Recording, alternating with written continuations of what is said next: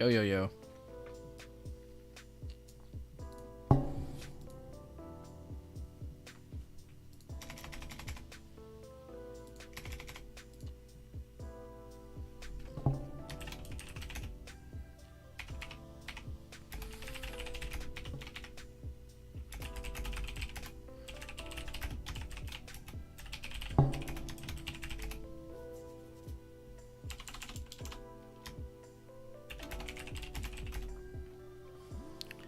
Hold of previous day highs.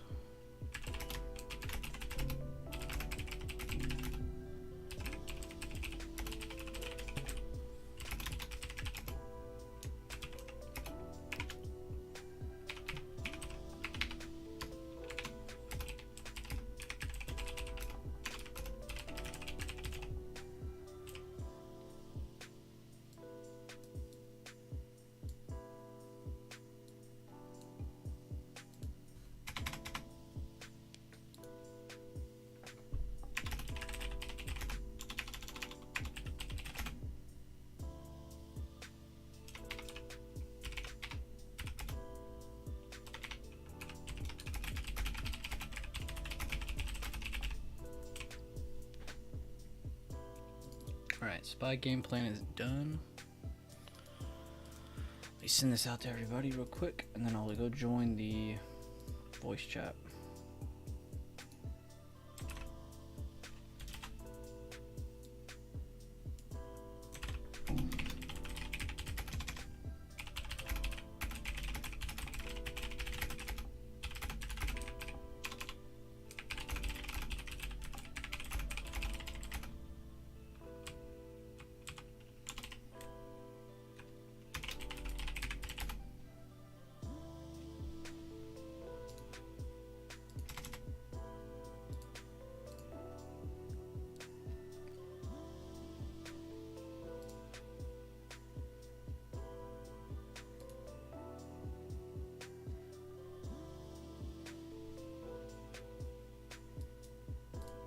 Alright, posted the plan for everybody in chat. We're all good now. Let me put my headset on. I'm going to join the voice chat.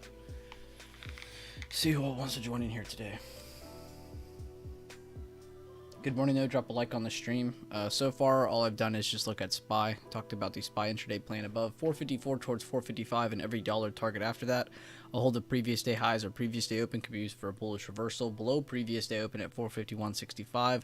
You can look for possible breakdowns towards 450.25, 449.50, and pretty much every dollar after that. The reason I have that type for both sides, damn, that music's loud, is man, I must maybe like stop thinking. But the reason I have it for every dollar out is because of where we are at on the bigger time frames.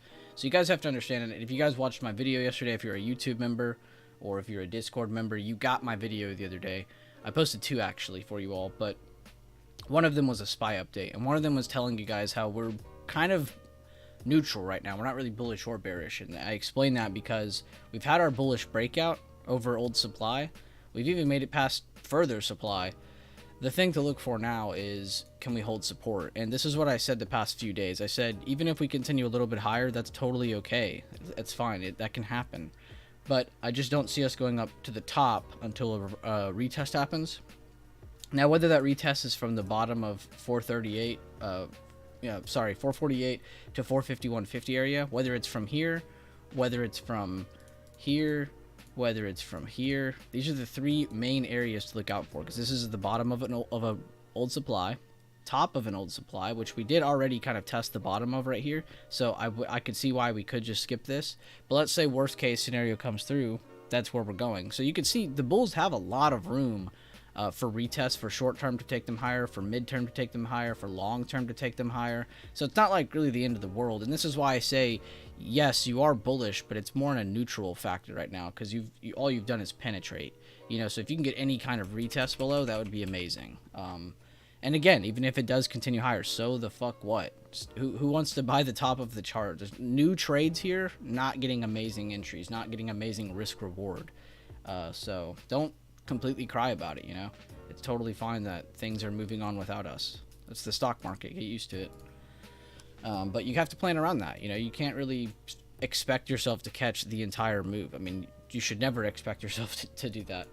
But I wanted to show that though real quick before I move on. But that is what we're looking at on the bigger time frames for the market. Why is this not synced? There we go. Looks like a few of these are pretty warmed up here before the market's open. A lot of these actually. Tesla's pretty boring. Google pretty boring. Meta's pushing. Netflix pushing. Check those out. Check out Amazon because they opened higher. Nvidia is really just trying to see if they can hold yesterday's high or not. They're already breaking under previous day highs. Microsoft, a really good higher open for them. AMD, they're pumping. And Apple got a good higher open as well. They're pulling back. So yeah, I mean, big question right at the open. Can we hold previous day high? But real quick, guys, give me a second. I'm going to join the voice chat.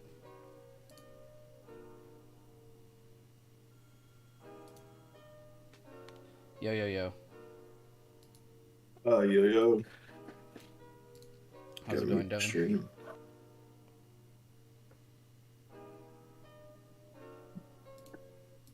Good morning, everybody. Happy Friday.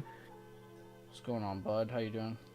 Pretty good. Had a really good 8:30 number, so that was cool. A couple nice trades. There's a lot of good news that came out this week, to be honest. It's like market had already priced most of it in as it was coming out, but still, really nice movement this week. Really nice news. How'd your Tuesday and Thursday streams go? Pretty good. Yesterday, for the first 12, about 11, we had good reasoning on why we didn't take a trade. Then on Tuesday, it was pretty good. So Hey, I think we can't beat called that out up. some 3-bar plays on Tuesday that played out. So Yeah, I heard a lot of people hyped up from Tuesday's stream. That's good to hear, though. I was just checking with you.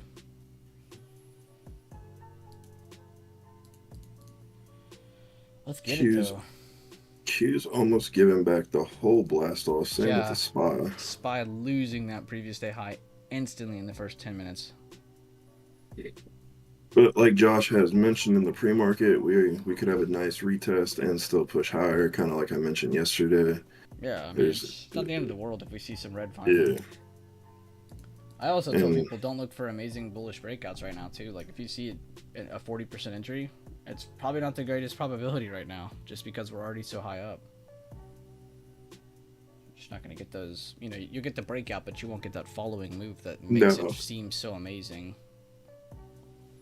And I think that we came up to, those bigger time frame levels on both markets and traded so long in the pre-market and rejecting so hard is just kind of confirming that they're not ready to go higher at all.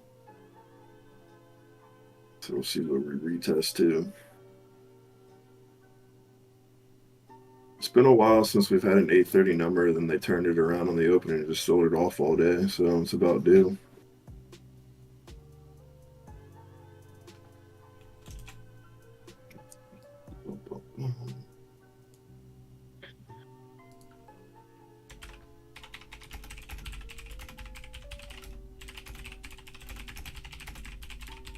Buy straight to the midpoint of pre-market, Q's blasting straight through it.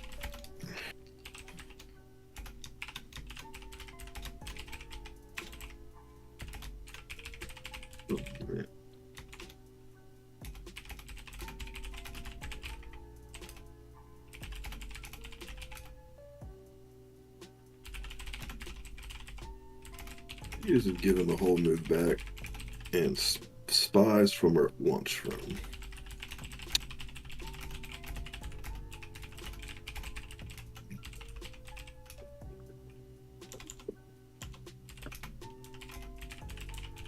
Q's are now breaking lower.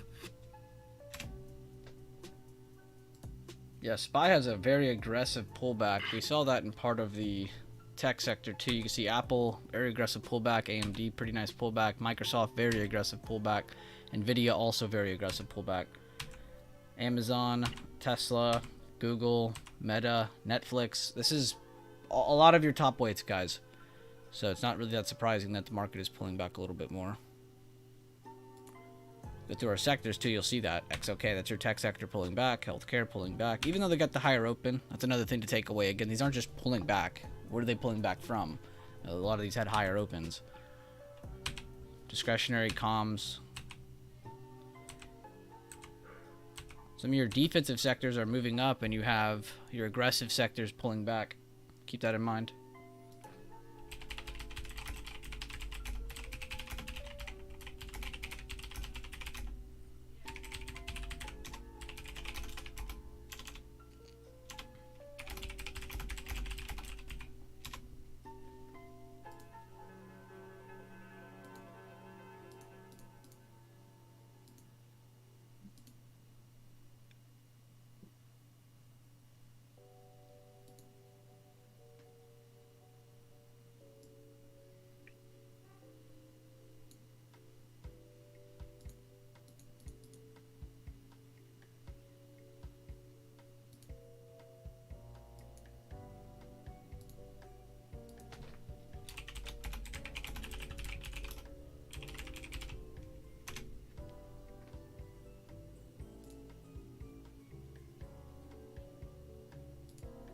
Got the new 10-minute candle, push them lower.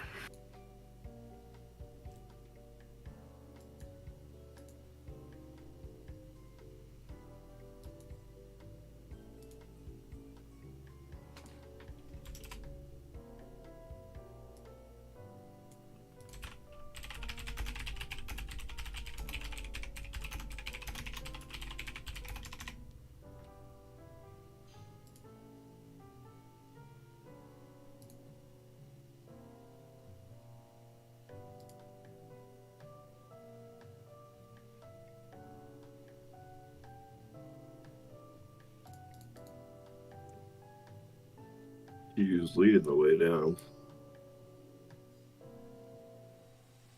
We're almost towards their pre-market low. Very heavy pullback so far, chat. What do y'all think we're headed towards before any kind of slowdown can occur? We do still have previous day open underneath, so keep that in mind. Will the aggressive pullback stop here, or will this be where they pick it up more? They could even use this to break, retest away, and really pull things back more. We'll see though. Keep in mind this can be used for a slowdown. Good morning, Cam. Good morning, David. Good morning, everybody. You said good morning.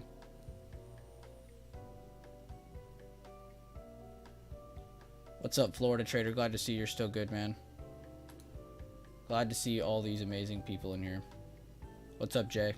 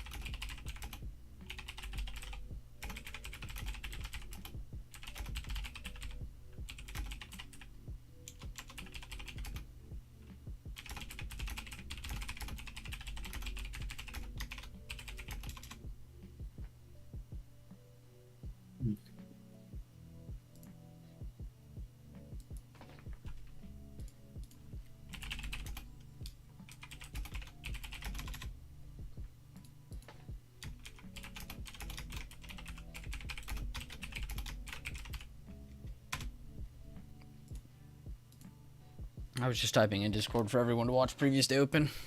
I swear I'm not typing, guys.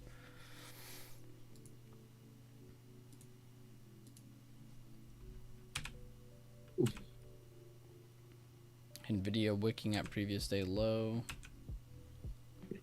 Tesla's really just in la land. We'll see if they can retake 255 or if they're going to reject off that. Same for Google, except previous day low. You could also just say 136.10. Meta's still in range. Netflix still in a really good spot based on previous day price action. So a lot of these looking really good still, even with those nasty pullbacks. We'll see though. Like I said, don't just be bearish or bullish. That previous day open on SPY could really set things up for a good reversal to the upside. You could see things really pick up to the downside from there. It's a really strong pivot point to keep in mind today.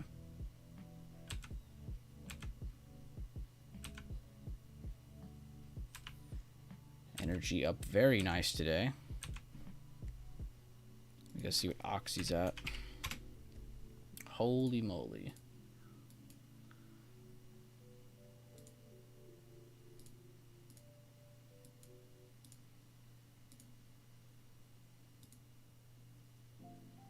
can't hear the typing over the Yeah, is Bueller even alive if there's no typing noises over the sound of everything else? A little number times a big number is still a big number, even if you are sitting cash right now. Preach. If we get this nice retest here of the breakdown, we could get a nice retest setting up. But we'll see how aggressive these buyers are stepping in as we are getting some buyers showing up here. Nice little hammer.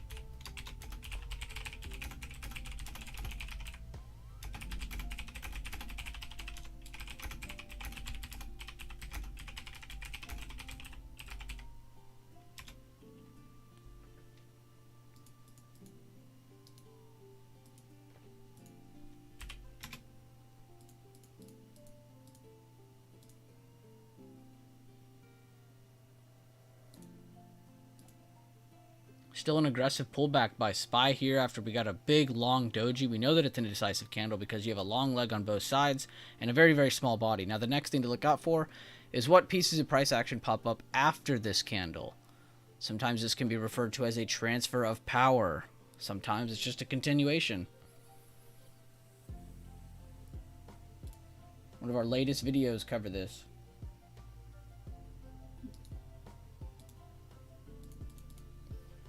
Oof, Disney gonna dip. It's... oh. Where is Disney at? Whoo! That's actually in buying range. They said screw all those people that, because I know a bunch of people have been posting Disney for months now because it just keeps giving. It's been in like above a really big demand, but I think it is actually, like Devin said, finally at a spot where it's like, yeah, it hit 80 finally, so it is finally at a spot where you'll probably see some buying. But all these people have been doing this for weeks now. I'm getting trapped on a really good ticker too. They've been getting trapped on a really good ticker. Yeah, if you're looking at, not that it's financial advice, but if you're looking at Disney shares long term and you've never bought any, this would be an area to start nibbling. It could go lower still, but you're at a really good area to grab some Disney shares.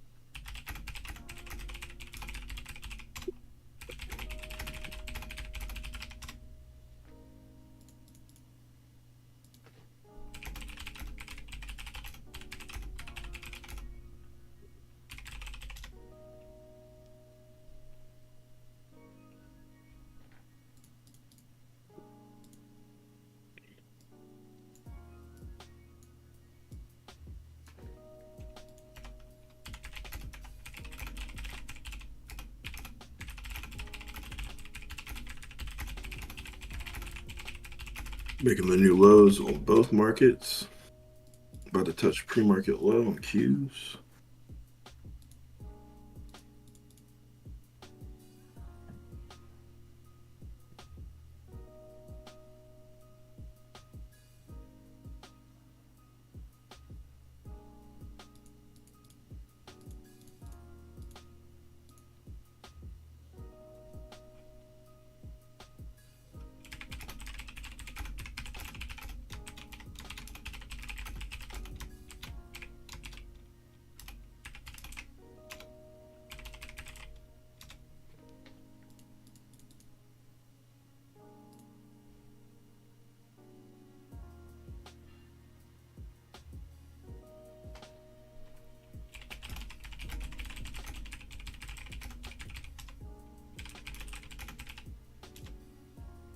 Mhm.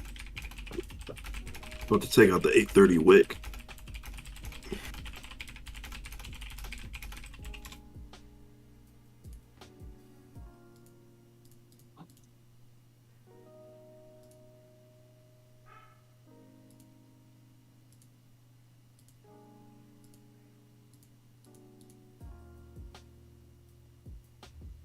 Good job, Father, on your play.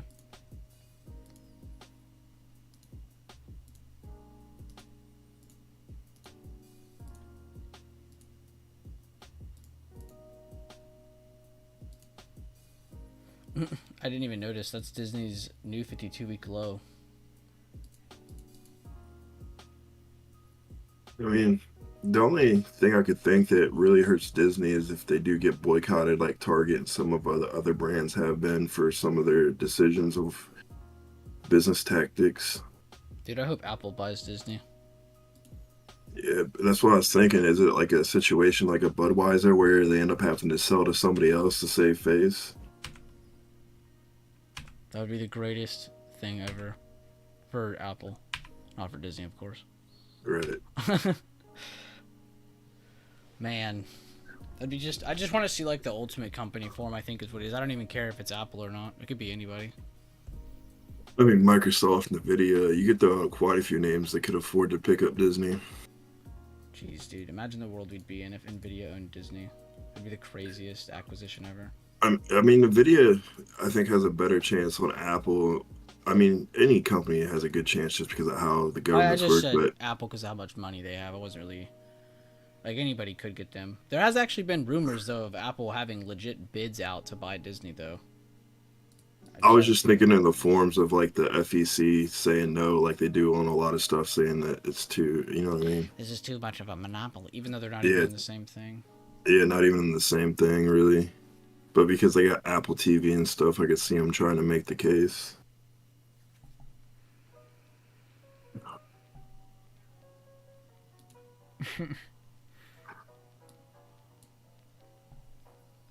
We broke today's open, guys. The question is, can we stay under today's open? And if we can, then we have a really big probability of flushing down to the low of day.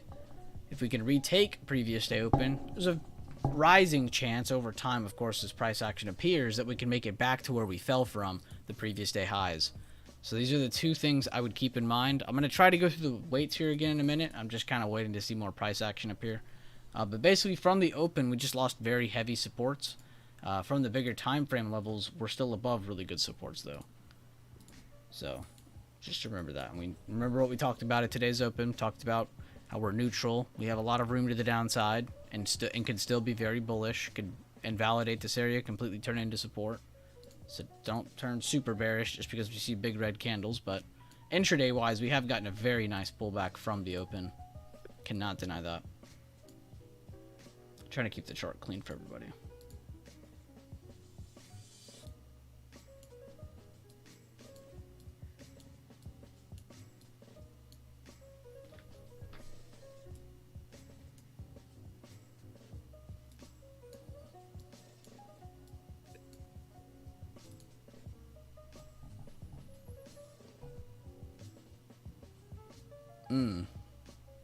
Good add-on, Green. I just saw what you said about the Apple thing.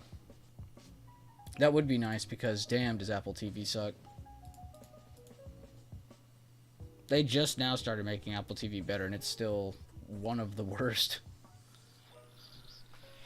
I would recommend one thing, kind of off topic, if anybody does have Apple TV. That dinosaurs thing was actually pretty cool because it actually did use things from a long time ago, and some computer-generated AI somehow picked up on what things possibly look like this many years ago, and based on these facts and these things that they had, I forgot all the details, but I thought it was pretty crazy that it did actually derive from something that was real to make all that stuff appear.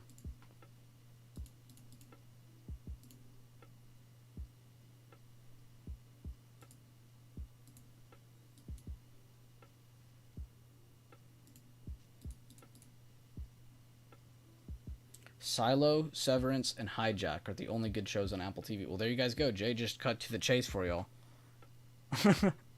Now we know all three of the good shows on there. Oh, You know, as popular as Hulu is, it's kind of slacking compared to a lot of the other platforms on like what they put on there. yeah, Hulu's kind of always been a slacker, but at the same time, they like keep in the race by having like live sports, and they have all these streaming things. Like they have a lot more TV stuff too. Because I always go to hit on Hulu too, and then I'm like, wait, hold up, they get a bunch of streaming viewers though, so it is a little Right. bit different. But no, it is dog water. Their selection is hot dog water. Because I mean, most of the TV shows that you can watch on there, you can watch on other servers like Mm-hmm. Paramount or whatever. Yeah, I don't There's know. only a few like selected shows that are stuck on Hulu. Yeah, I know. I get what you're saying. Whereas like every other platform, they at least have their own homegrown ones, and then they also have these like third party shows and movies that they have on there. Like it's like a mix. Hulu's, eh.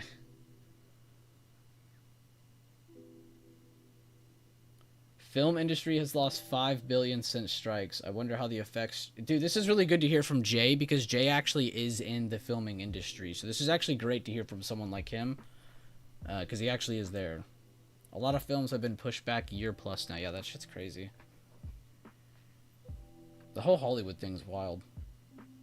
And it's even more wild because people like you and me are like kind of out of touch of it. We're just like, oh, okay, there's just not a lot of movies and shows coming out. But then over time, we're going to start to feel it more. We're going to start to see it more. Like, wow, there's really nothing coming out. It's a little bit off topic, but did you see some of the clauses that Hollywood was trying to put in for the actors? No, I had no idea. I honestly haven't gotten too deep into it. I try not to get into it because I don't. So basically, the biggest one that kind of was like wow to me is they can record you one time for a movie, whether it's, you know, a 15-second clip, 3 hour movie, and they have your voice and like your AI imaging. And then they can reuse the like in a software to make any movie in your voice likewise after that, and they own the intellectual property. So if they took like an actor, like, you know, and made a sweet movie and he did really well, and they decided to do a series, they wouldn't have to actually have that actor show back up to film. They could do it all AI, and he wouldn't get any money. Jesus. So that's like the big thing that they're trying to argue over. A lot of rappers are scared about that too because of the whole music AI that came out and how it like recreates people's voice. And then actually, Oh, some and of the songs come out and they actually yeah, sound like legit songs. As an artist, I'd be like, damn, that's kind of scary. So mm-hmm. I could see a lot of professional voices and just faces. A lot of us or whatever. I could see a lot of these people like suing into that or using it as as a tool in the future. Or I could see a lot of things happening from that. I wonder what goes on though. Like Leland just said, he said, and they will do it when you are dead too, like Paul Walker. Yeah, like Tupac. I mean, the whole Tupac show, that was always like the biggest thing to me when it first came out. That and Michael Jackson, and then now they have the AI stuff, and it's like actually copying them. It's pretty crazy. Yeah, like Black Mirror, literally. 90% of my friends have not worked for months. Sucks, but it's worth it. But they can. But they can. You're like, the AI properties that Devin talking about is real. There you go. Let's get back to the stock market, but the AI is pretty freaking crazy. We're holding that area again, coming back up to where we retested. See if we can pop that. And Josh already broke it down where we're going to go to, but we are getting up to that area. So see how we react.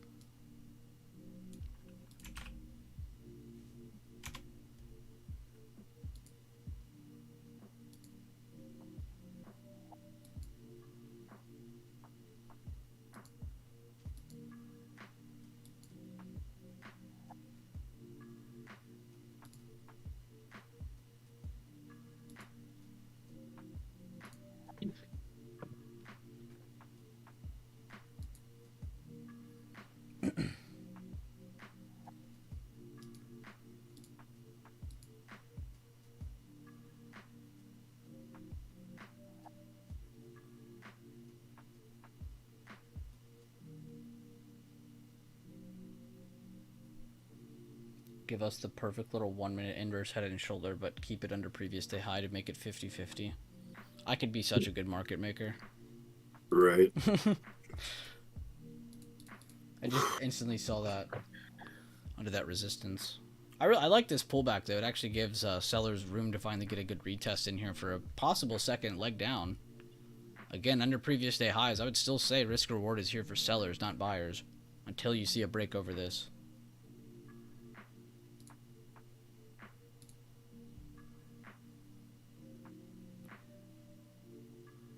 I just saw something really weird. Somebody just joined the voice channel, changed their name, then left the voice channel. All within like a second. I see Sinful. No, it was the Stock Talk chat. That was crazy. I was just looking at chat for a second. I happened to look over. I'm gonna look up that name. It was like S something with a pink profile pic.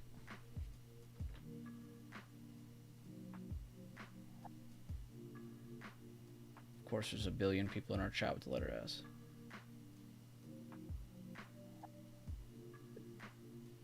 Glitch in the Matrix, though. And then I don't even see them. Oh, here it is. Scruffy Warlord. I'm gonna give him the muted role. If he wants to DM me, he can.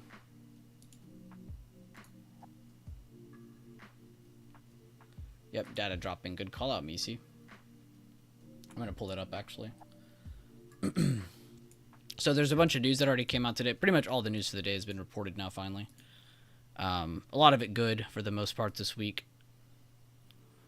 But unemployment rate is the only one that really reported red. The rest of them were pretty good. But what just came out was the manufacturing numbers, as well as the construction spending month-over-month numbers. So that's why you're getting a little bit of a reaction from those. I think you have, yeah, we had our PMI come out. Actual was 47.6. The forecast was 47.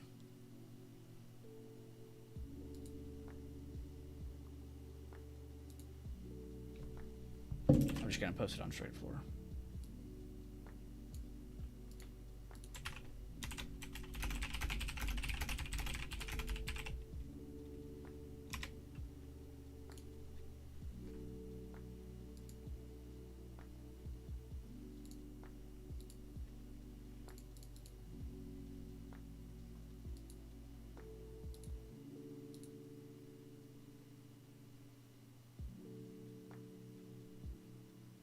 No, I get that, TJS. What I saw, though, was a little different than that. You can do that without joining a voice chat.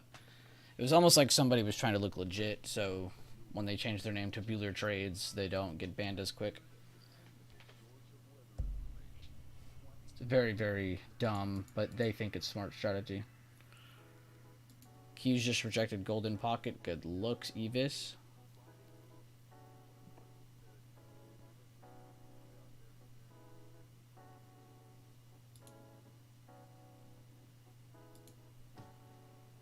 Oh. No, it was. You're good. No, it was a weird name I've never seen before.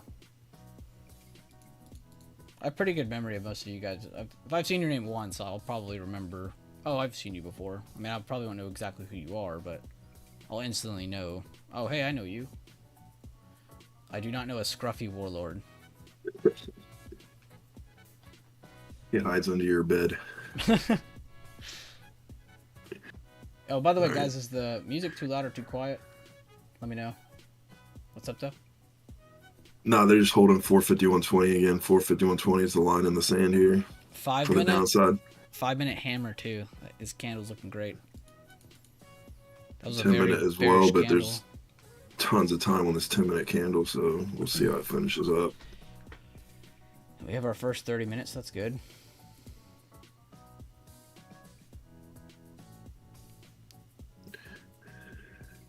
That's something that Josh has mentioned before and I've talked about recently is, your timing of your candles. Like, if we are taking a buy the dip scenario, do we want to buy the first 2 minutes of the 10-minute candle, or should we wait towards the end of the 10-minute candle to make sure we get a confirmation for the buy the dip or the next candle on the 10-minute chart to see that we're getting the open higher? And it gives us the tight stop loss. So yeah, we'll just wait to the end of this 10-minute candle in about 6 minutes to see how we finish up. But right now, trying to step it up with some buyers, but still below yesterday high, like Josh has mentioned multiple times. They're just going to keep us in between 450, 120, and 453 all day. It's very possible, guys. Do you know why? Because we ain't got no market on Monday. It is a 3-day weekend. Mad depression setting in, realizing there is no market on Monday. I thought it was last week. So last Sunday, I thought it was Labor Day Monday, and I was like, oh, sweet, stock market tomorrow. When I realized that I had my weeks mixed up. Long, loud gong noise in the background. Damn. Yep, turning green on this 10-minute candle. The next 5-minute candle could give us a nice open over 452.20. Bigger time frame level. We just needed to get up to that yesterday high. We have some weights below previous day low. You have some weights above previous day highs. So make sure you guys are paying attention of which sectors where. But you have a few tech sector stocks actually kind of building base and building back higher. That would include Apple and Microsoft. While you have Nvidia broken under previous day low, retesting them from underneath. So that one's a little bit riskier than the other two. Keep that on watch. Then you have discretionary, and you have Amazon here still sitting above previous day close. Still a very good area for a pullback. Could still get good buyer moves from there. You could see sellers completely take over and get a bigger move down under previous day close. But either way, they're not in the same part of their chart as Tesla. Tesla is through previous day low with a lot of room. Now, whether that's news related or not does not matter, guys. Do not just instantly go, what's the news then? Look at the levels, guys. Focus on where it can go from here. If everything starts dumping more, Tesla is already the one that's weak, so it could just keep going. If everything ends up reversing and you start to see Tesla base, this could be a good laggard to look for in the second half of the day. Or just for information. Doesn't always need to be for a play. Keep that in mind too. You have Google below previous day close. Now we're on to the comm sector, XLC. Still one of your top 5 sectors. You have Meta fighting above previous day low. And you have Netflix flying above previous day high. It's like 3 different sectors, but then you realize, oh wow, these are all in the same exact folder. So you have one holding range, one breaking to the downside, one breaking to the upside. So you can see we got a bunch of sectors just kind of everywhere. If you go through your defensive sectors, though, a lot of those are up. Staples finally came back down, but you have energy still continuing higher. You had base materials move higher. Utilities coming back down. They're through today's open. Real estate looking like they want to as well. Again, your main 5 that you want to focus on are tech, XLK, healthcare, XLV, banks, XLF, discretionary, XLY, and comms, XLC. These are the main 5 that you want to focus on.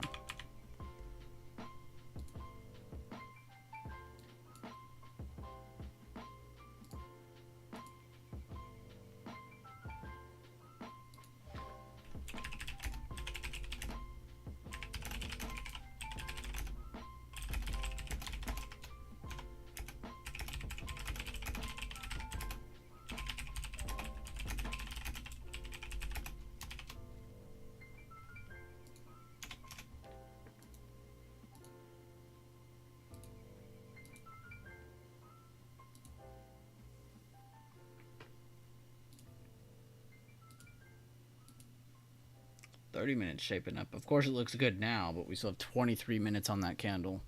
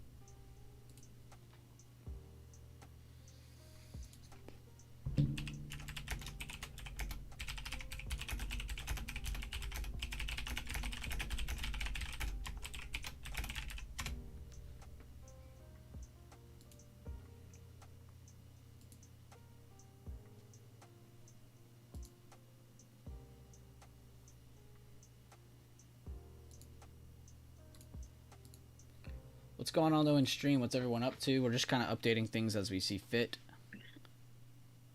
What's up, React? I was just looking at Google. My bad if you missed it. I was talking about how they had broken. I'll just go back to this chart. Leave that for SPY.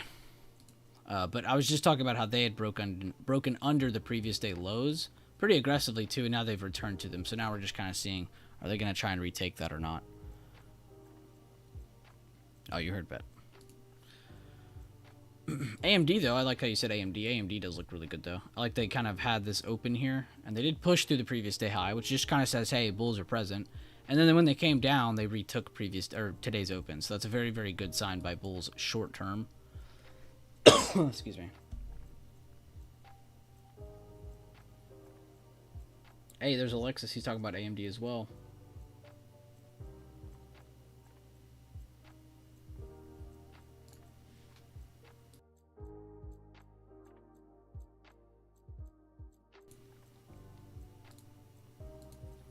Be sure to drop a like on the stream, guys. It definitely helps out the channel a ton. Appreciate you all. Be sure to check out some of the recent videos, too. If you guys don't know where they are, feel free to ask. But if you're a member of Discord, check Reason Over Risk. If you're a YouTube member, check the membership channel. If you're just an open member, you don't have a membership to anything, it's totally fine. You have over 500 videos on the channel, so feel free to go through those. YouTube members, though, my 70th video for you guys will be coming out very soon. I'll try to release it on like Sunday or Monday so you guys have it. But yeah, pretty crazy, guys. We have 69 membership videos. That is wild. That is something we just started this year, and we already have. And again, I don't just make videos to make videos. Every video that comes out is very high quality. We make sure to focus on whatever the topic is, of course, is always the focus for the video. So pretty cool. I think I would say 15 of those are or no, 14 of them would be the weekly scenarios videos. But I love those videos because they cover everything. They cover pretty much every bit of non-biased TA you could find on a chart, just covering all sides. May or may not have re-entered a long on DE. Okay, nice. You like that. You like that slight pullback, but you like that we had the higher open. All right. Definitely not crazy. Getting towards that yesterday high here on SPY. He was lagging it by a little bit.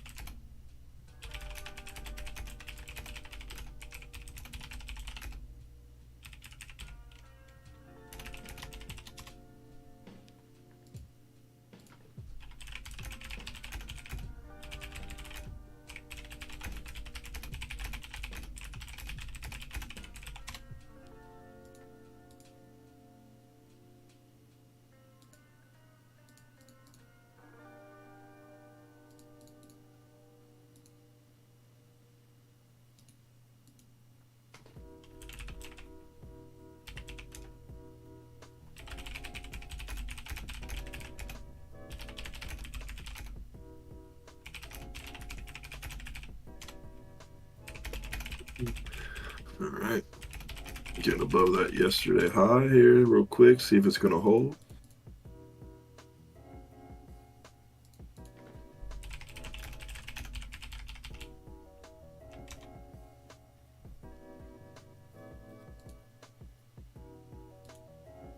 He sold pump it. I just saw that too at the same exact second. Those videos were hilarious when they came out. Mm-hmm. It do be like that sometimes. Make sure your stream is live, folks. Yeah, for real.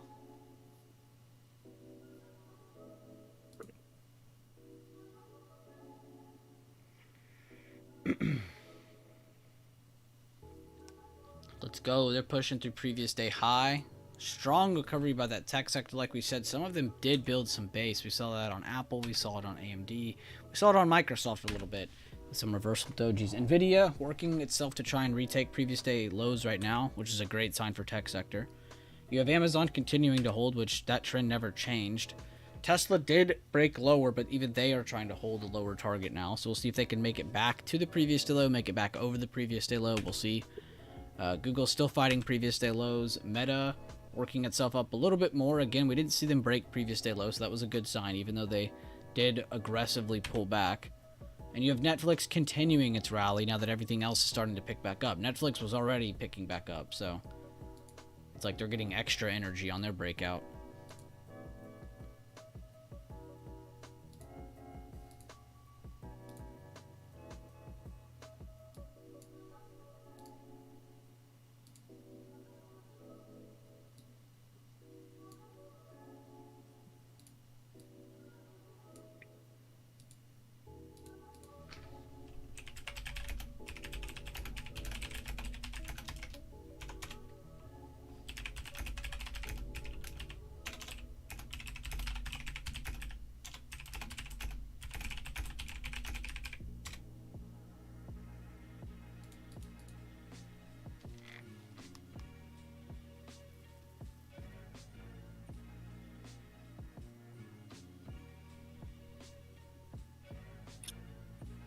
I like to see Q's catch up to SPY and get over their yesterday high. If Q's reject yesterday high, I could get a slowdown on some of the big tech and healthcare.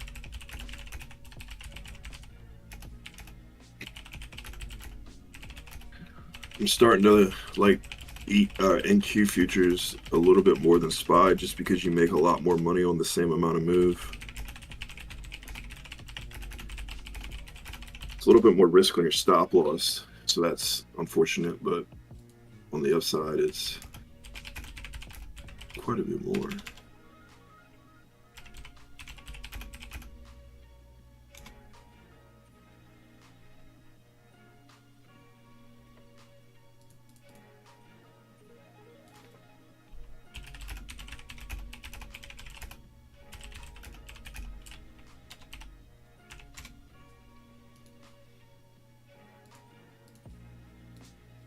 So getting a rejection of that yesterday high on SPY, and Qs are slowing down at the midpoint. See if we can hold above the bigger time frame level here on SPY at 452.20 in the midpoint, get a quick retest and try to get another shot at that yesterday high, or if they're going to reject and come down and try to make a new low. Still got about 3 minutes on this 10-minute candle. Previous day high giving us a fight. Who would have thought? I will say this though, that reversal by the bulls there, that shaped up the 30-minute so well that it's almost like we didn't even pull back. So it's a really, really good sign for bulls, I would say. The fact that they want to put more candles over the top of that fib is very, very good. This gives more buyers a chance than just setting up good risk reward for bears at previous day high. Yes, you can look for good reversals from there, but don't just make up shit. If bulls take it over, bulls take it over. We'll see here. So far, we're getting a rejection, but you can't deny the strength that the bulls use to get back over here.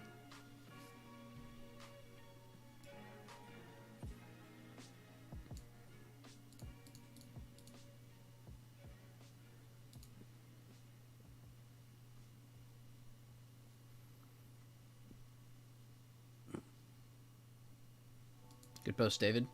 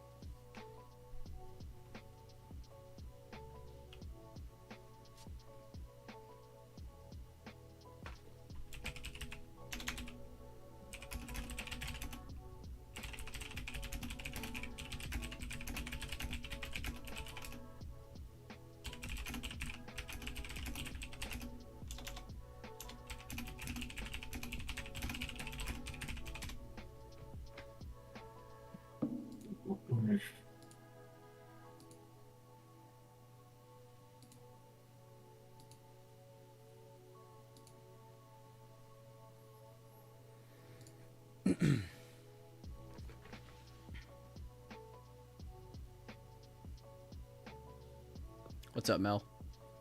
30%. What? Mel, make sure to go post a first post in your channel, so just so people know you're alive.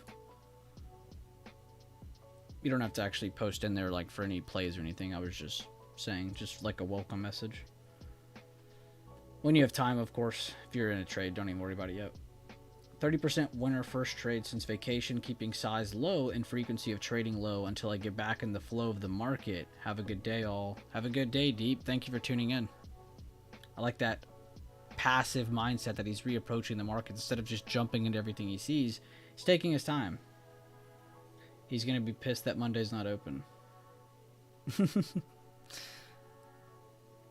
on, bulls. Show up.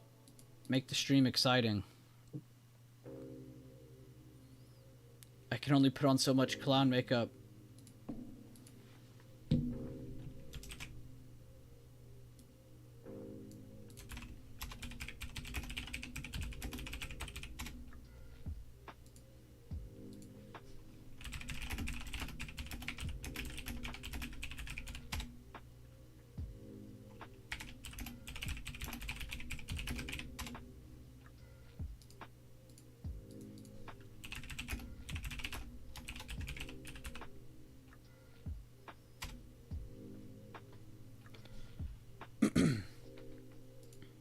Good job, Gorov, posting a chat, not just crying about if someone's watching your TA or not. I love seeing that. That's another thing, guys. And I'm not getting on anyone here. I don't think he's here. But if you guys post in chat and no one replies to you, don't cry. It's okay. It's not all eyes on you. Majority of postings for yourself. Yeah, it's really about putting yourself out there, reiterating something, you know, updating, posting beforehand. Then when it actually starts happening, you can update it during the event, during the move. And then afterwards you can review. Therefore, you get that before, during, and after effect. That is always going to be way more helpful to you than crying about nobody paying attention to your posts. So just make sure you guys aren't getting discouraged by that. That's really what I'm saying that for. I don't care if you feel hurt or not. But it does suck when someone is discouraged and then you don't see them post anymore. It's like, well, Jesus Christ. So I wanted to make that very clear. Don't cry if somebody doesn't update. It's okay. We love you regardless. You gotta think, everybody's doing what you're doing too. You think everybody has the energy to do, you know, to post and go answer at the same time too? You know, I could make that same comment from the reverse side. Exactly, Fantastic John. There's no crying in baseball. That's from League of Our Own, right? With Tom Hanks. A League of Our Own. I think my school made us watch that movie. I don't think I've seen that one. You aren't missing out on much. It's a pretty good movie. I'm not gonna hate on it. It's when the World War II starts and then all the women are left behind and some of them like start a baseball league of their own, and it's actually pretty decent.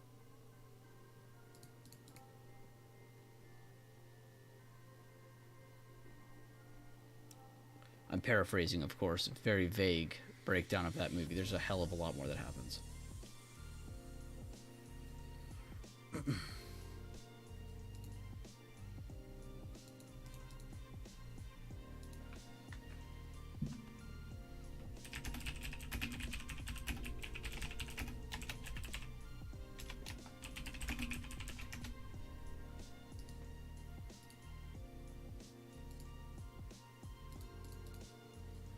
Guys, retesting that yesterday high, yep. Yeah, I was gonna say this is looking really good for buyers now. This is what I was saying. They need to finally show some more hands here. We got the 10-minute candle retesting the 9 on the top side. So if it can get up and hold over on the next one, that'll be really nice, even though we got a little bit of time. If it does a 40% aggressive breakout, you're really going to want to see the pre-market high just blast.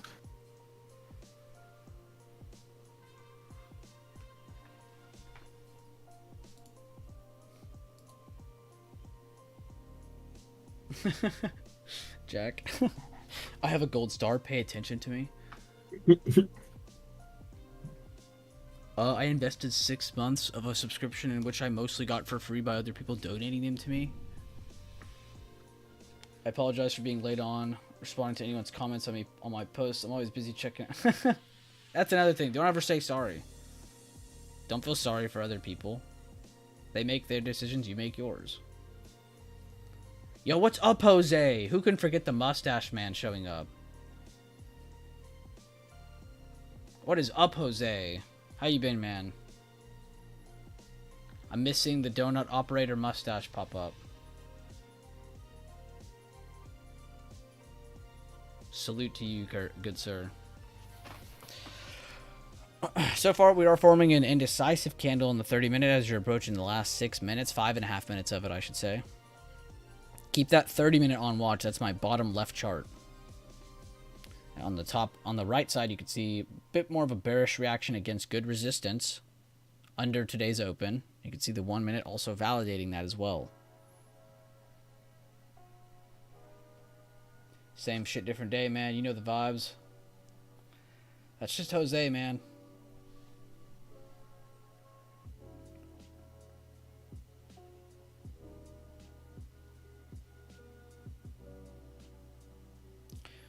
What's up, guys? Should I give 5 YouTube memberships real quick? I'm in a great mood. You guys are killing it this week, honestly.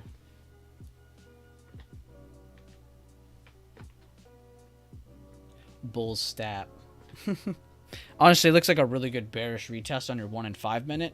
It's your 30 minute that's going to cause people for probably the next 20 minutes or so to not react as much.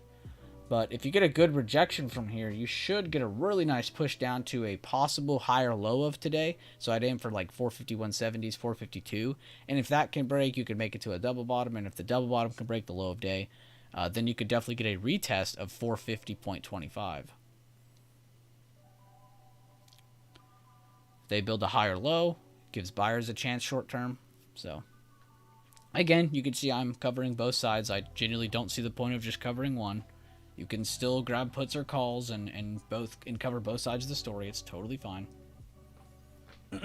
Again, it's all about having a good strategy, a sound system, sticking to it, forming good habits over time.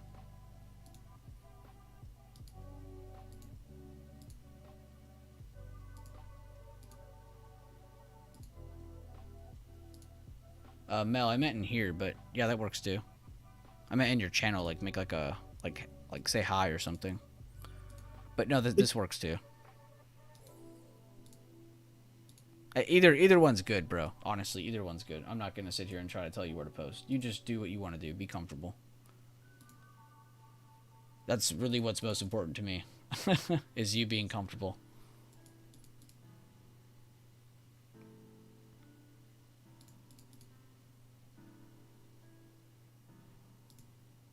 But yeah, Mel finally got his own channel. I put it in lifetime section though due to I just don't want people abusing it, to be honest. And I want to give Mel the respect he deserves if he's going to have his own journal type channel.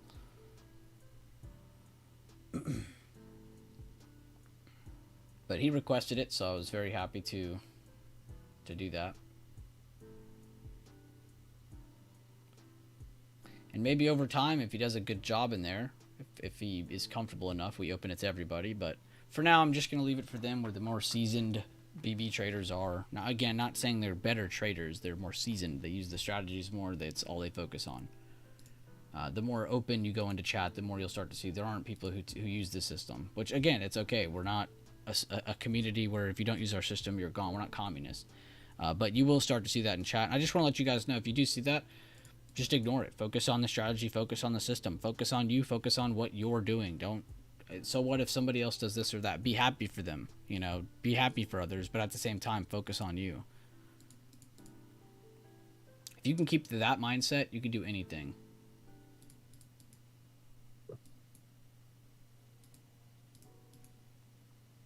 Looking really good to stay in between 450, 120 and 453 with this rejection if it continues. Got about 30 more minutes after this 30-minute candle to 11 o'clock. Look at that bigger time frame support, guys. I was not joking.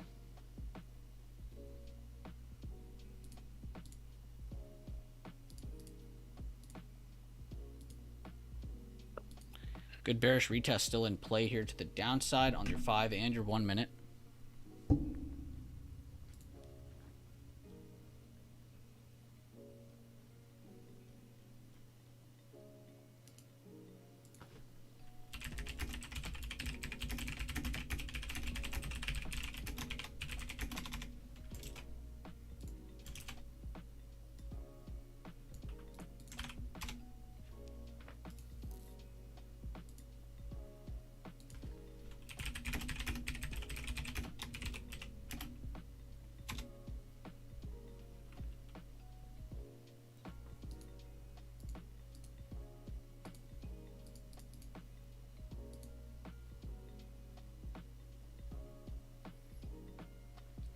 from my mention, guys, I said this would be a good rejection area.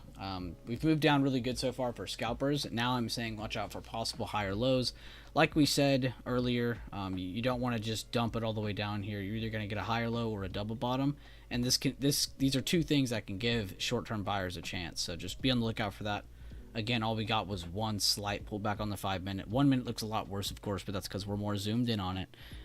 Again, always more focused on that 30-minute to see what's going on.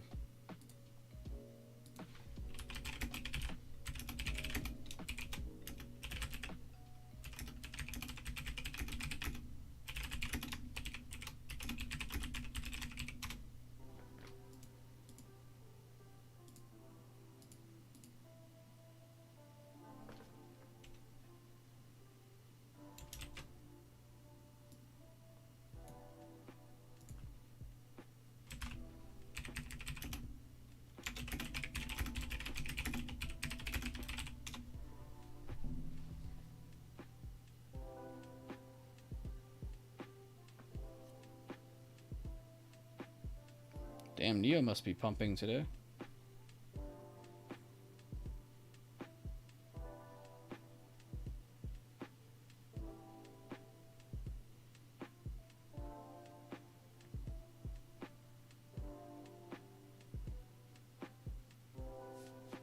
What's that chart look like?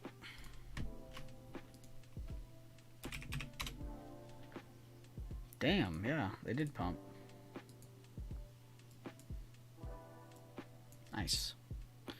They had a really weird earnings. It actually was good results in my opinion the more I read it.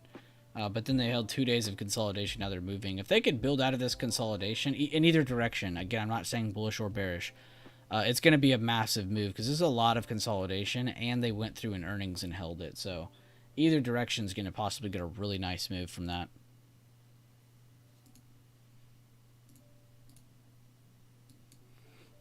Apple's still rejecting for a higher or lower high. Sorry, keep that in mind. AMD rejecting. Nvidia's still kind of pulling away, not really retaking anything. Amazon's still above good levels. Google's still rejecting good levels. Poor Netflix all by itself.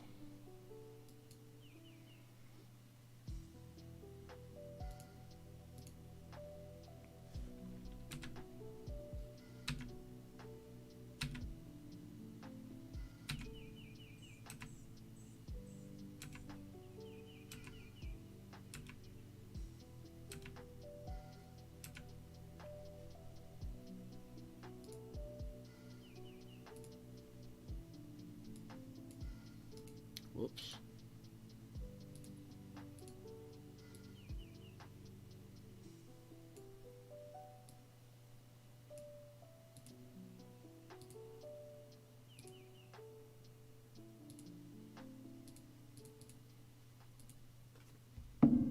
Some new lows from that bearish retest as posted. See if they can actually get some distance, though. Again, we keep seeing these pullbacks where they just make a higher low out of it. So we'll see if they can actually get some distance down to this recent low, or if they're just going to go ahead and stop here. We'll have to see. But good rejection here on the 30-minute.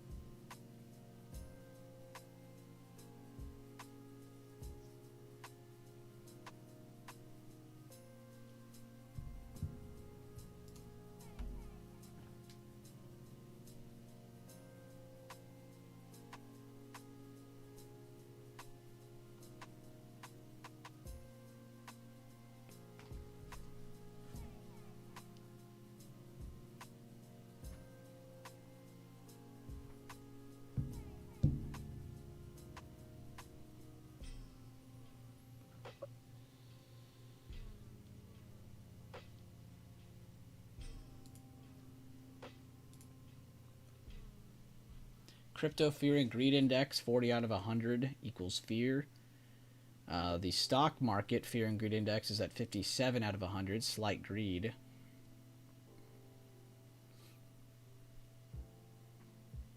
Putin meeting China's president soon. Cool. Cool. Rents are moving into a deflationary stage. Why? Because a lot of builders have been spinning up apartments and condos too, since single family are so expensive and they have fears that the housing market could slow down.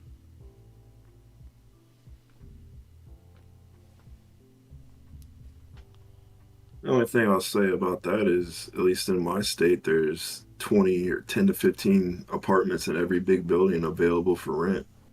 Hey, So I don't know if that's huge need to build more.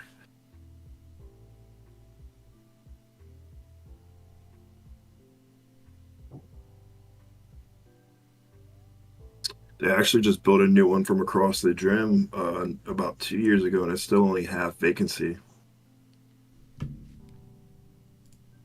They just cut the rents recently.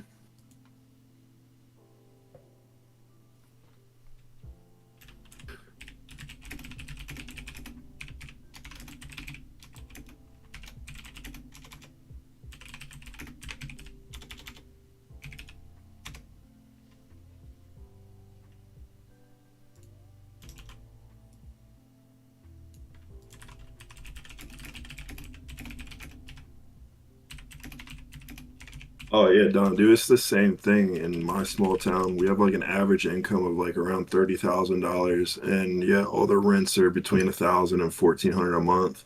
If you find one that's under that, they get in my opinion, it's almost like a scam because they get so many people for application fees, and they'll leave it up for 2 or 3 weeks, and they'll make up the extra by charging a little bit less rent just on application fees.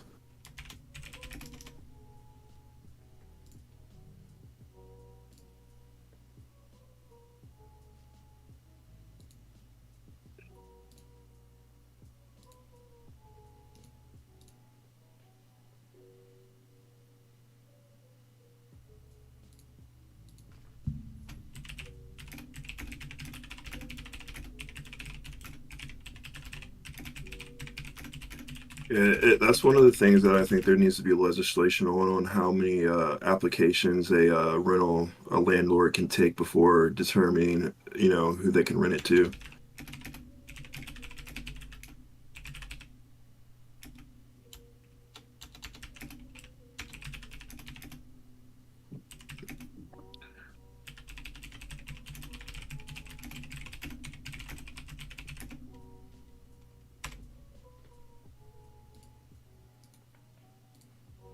We're almost done with this 10-minute candle, and it doesn't have quite increasing volume yet. So not too many sellers stepping in, potentially get a higher low if the volume doesn't step in here.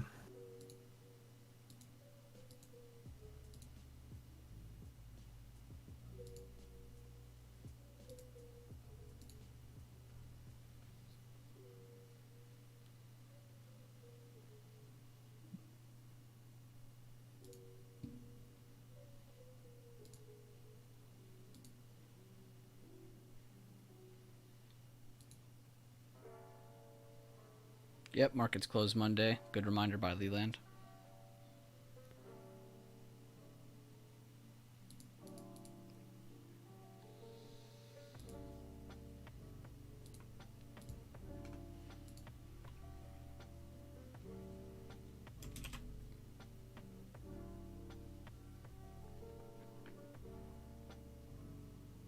Oh, Leland, I need to send you a picture or something.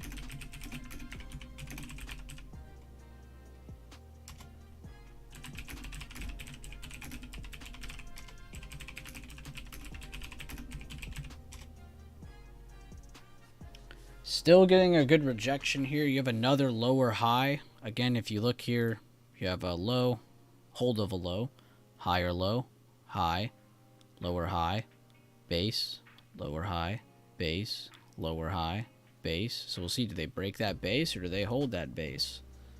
But clear trend on the day so far. I mean, you have clear trend on the way down, clear trend on the way up, clear trend on the way back down, and then using these good areas to kind of bounce you between them. Again, it's all about just navigating highs and lows.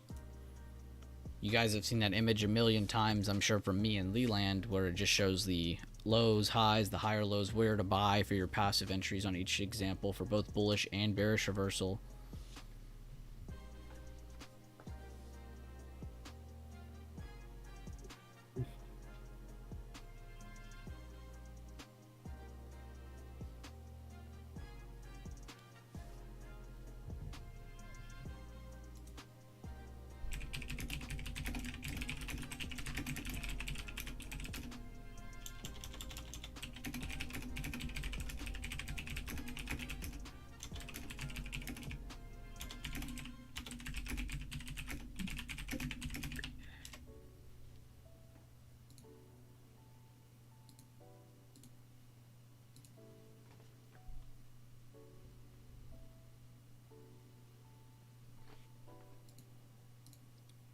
If you guys are in the stream, drop a quick emoji or whatever we call them on here.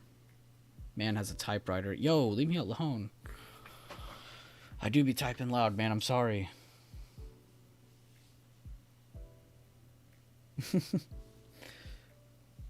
Started sports betting last night for the first time. Won $80. Damn.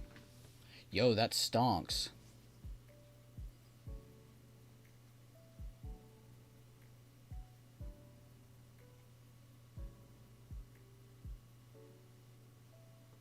Still seeing a really good bearish retest on your 1, your 5, your 30 minute. I mean, there's nothing invalidating this still. Like I said, the only thing you should be weary of is that if a higher low is trying to be made here, and then buyers step up and retake 452.25, then yeah, that would invalidate this little retest here up to this point. So just keep that in mind. Mel said, looking for previous day close. See if we get it. We're definitely looking like they want that. Based on our bigger time frame here for the 30 minute. 1 minute, 5 minutes still shaping up.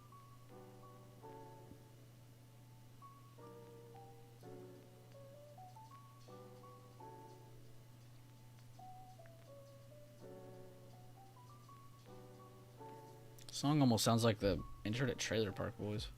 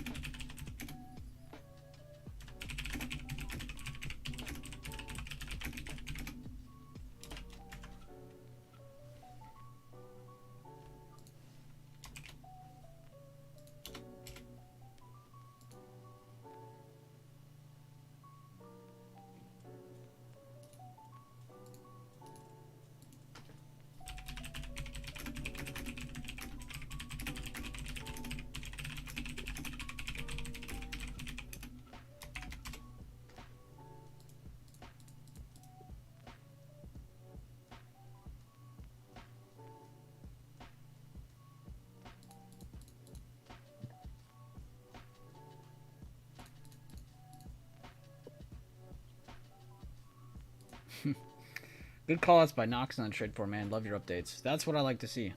I want to see more of that, not people crying about not being seen. Can I cry about the market staying in between range?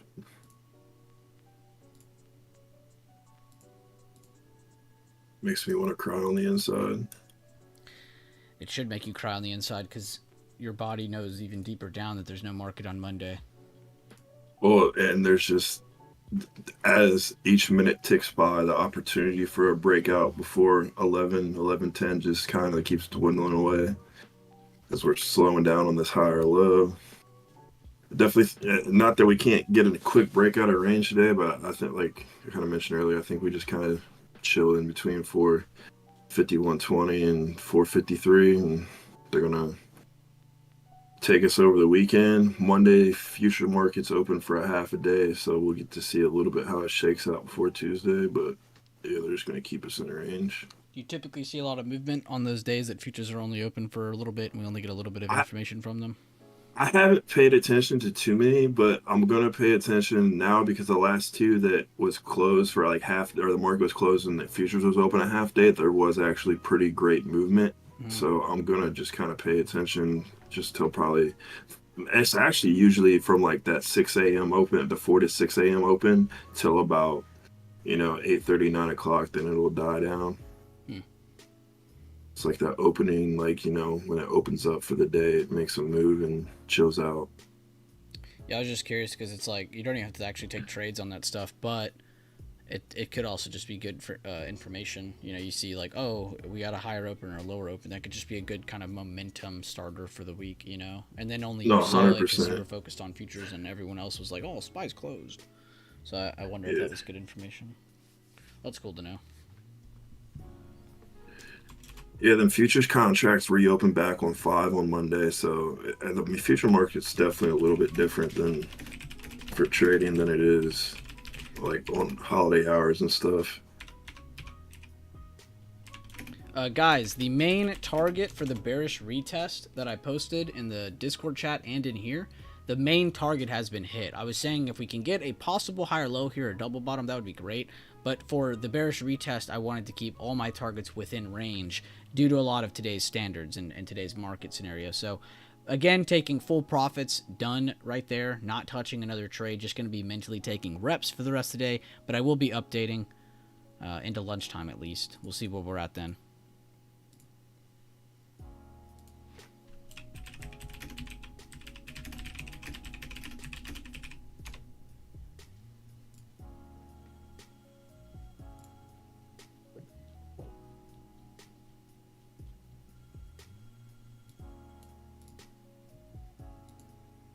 And now I can focus on YouTube stream. I'm going to not click on Discord as much. That is where all of that typing comes from, guys. So you can proceed to roast me now.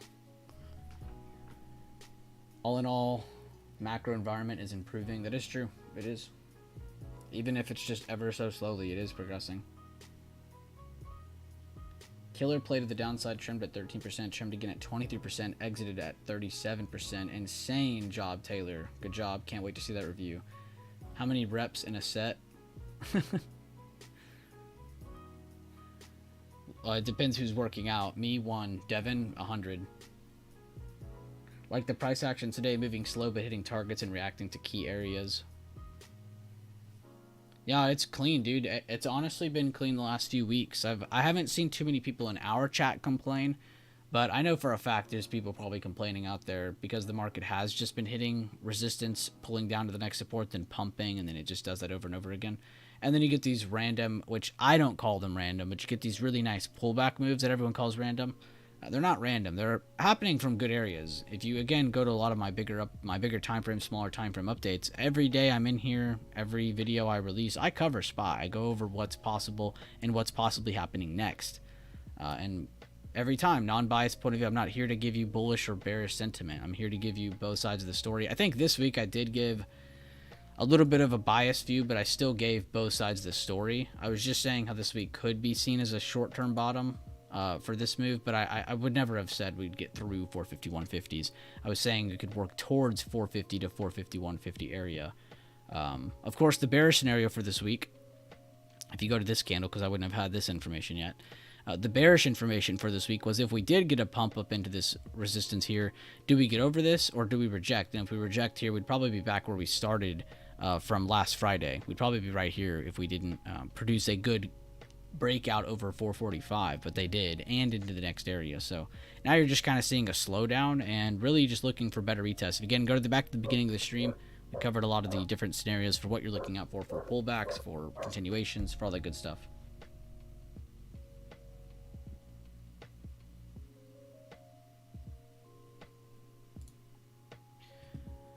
But But yeah, I hope you guys have been actually doing that. If you're one of the people who've been actually following my updates and reviews, you've been having a lot of good times with the market. You know, everybody keeps asking for like a better view of the market, and then I'll ask them like, have you been following my updates? You know, I give non-biased updates as much as I can, and they'll tell me straight up, no, I haven't been. It's like, well, there you go. You want to have a more minimalistic view, or you want to have a more clean view of the market, but you don't want to check what I'm posting. That's fine. I'm not going to complain. I'm just going to move on. I'm more focused on me anyway. More focused on a lot of the people who actually want to grow.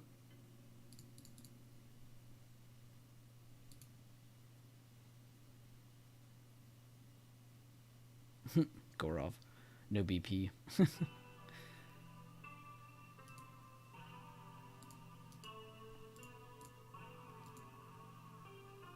Tesla on the big move to the downside today. They're down almost 4%, Devin. They're under 250.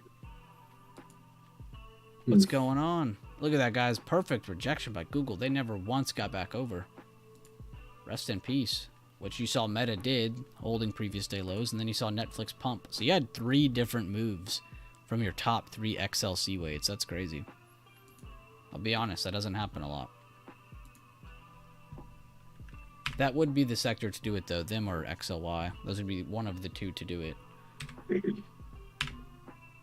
Tesla looks scary until you move out to the daily. Oh, yeah, I know. It looks bad when you're zoomed in. But yeah, you zoom out more and you're like, oh, crap. This looks great. Yeah, you're like, oh, pullback so I can buy. All right.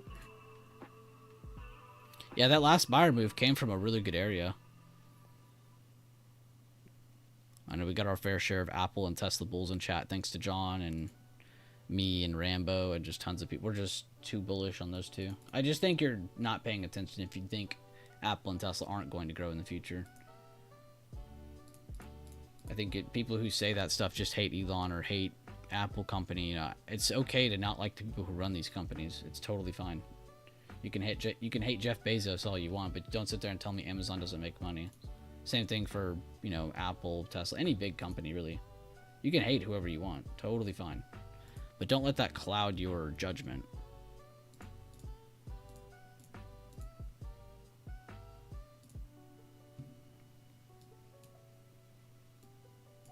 So far, we have lower volume into that previous intraday low, so we can see if we can pick up some volume and get through there.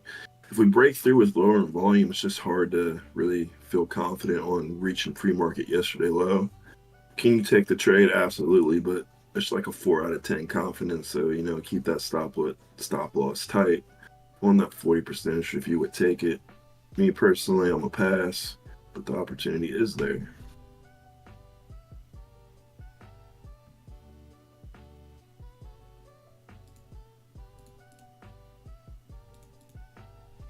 Right.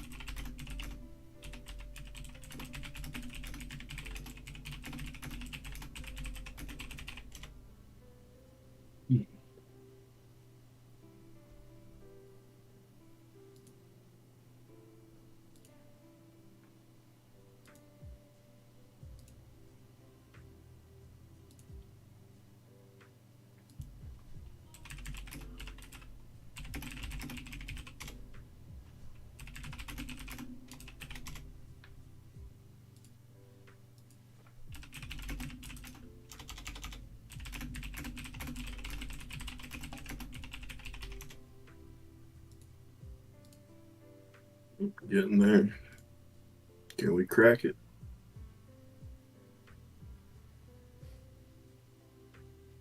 Did anyone see the Tesla truck wrapped with a Tundra skin? No, but I have to now.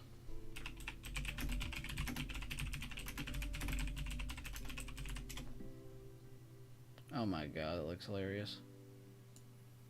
Is this what you're talking about? It almost looks like a Halo video. Is that even real? It almost looks like an AI generated image. Oh, it's a wrap. Okay.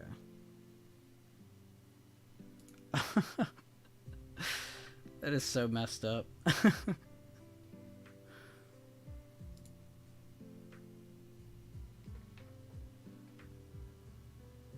Good job, Florida trader. Find a base and might add one on the way up.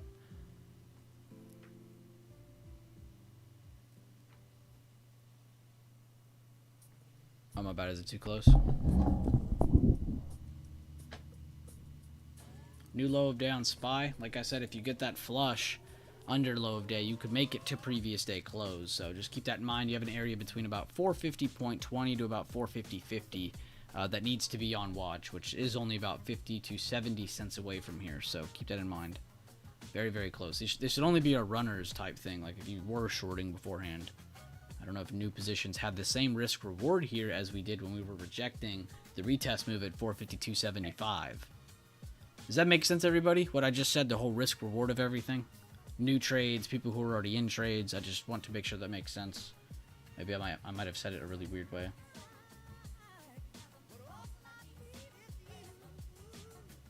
Mel's out one.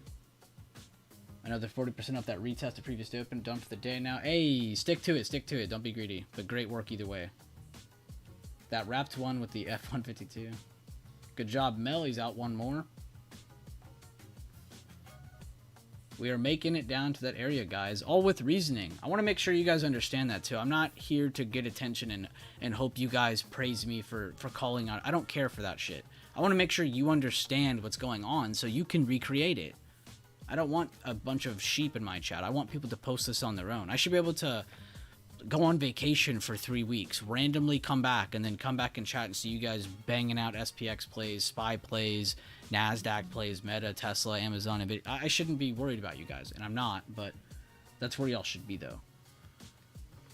But if that didn't make sense to anyone on what the retest play was, any of that stuff, please ask. And if we don't answer it, please go back into the stream. This is all covered live on Discord, live on YouTube. Don't really care about the attention. What I want to see are people growing. I want to see progression in all of you. Fuck looking good. Let's actually be good.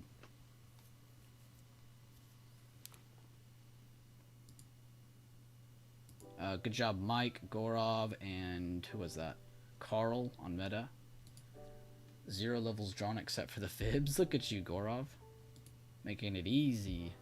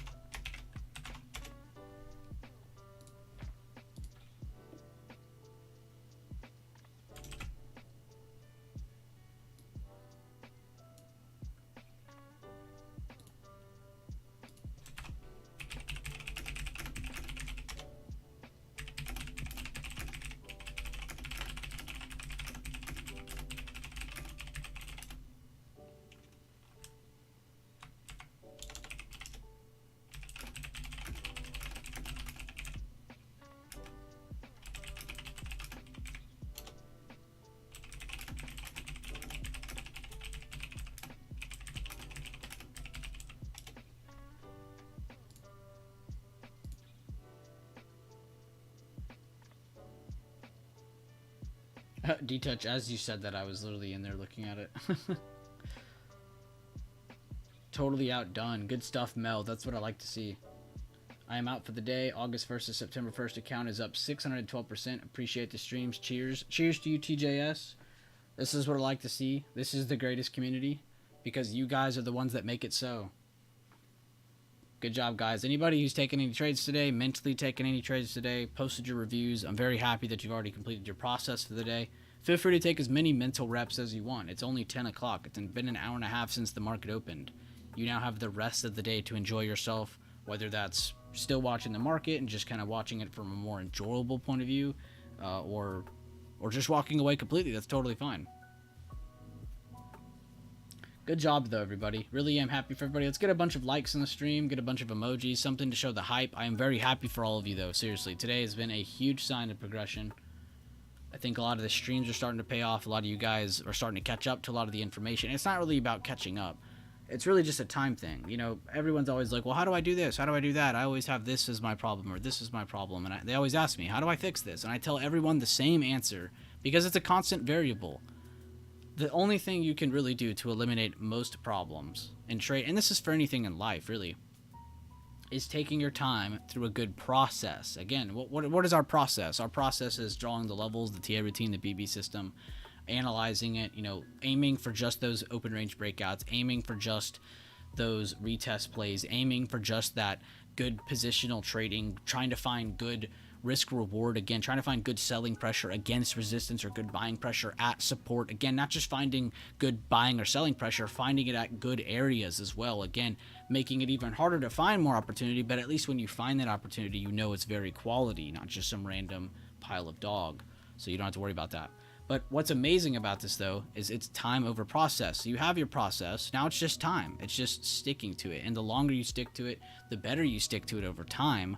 That is what's going to create good habits. These good habits are going to force out all of those barriers that you can't get past, any of these problems that you have, any of these minor mistakes you might be making over and over and over again.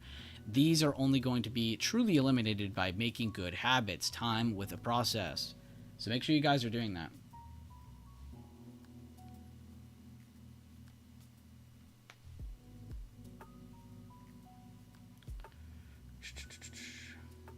Thank you guys for the emojis.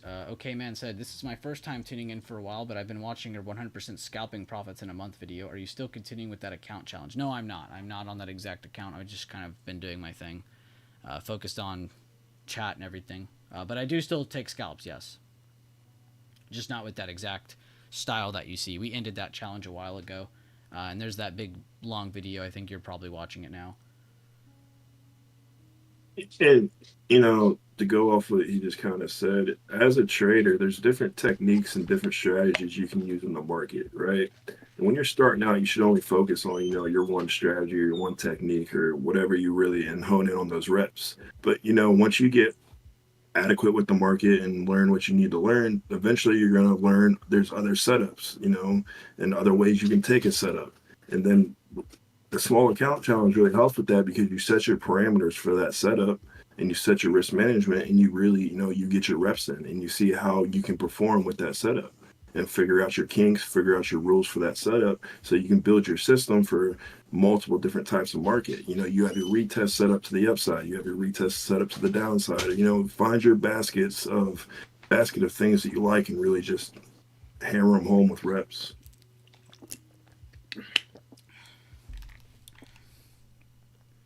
Because that video was majority lead test, correct, Josh? It was kind of a journey, really. Well, you can hear me, right? Yeah. Okay, yeah, it was kind of a journey. Like in the beginning, like first, like I'd say like first 1 to 5, like first trade to the 5th trade, it was kind of a combination of like different things. I was going for different styles of entry because we have the 40%, the 80%, the lead test, the buy the dip. So I was trying to aiming in between all of those.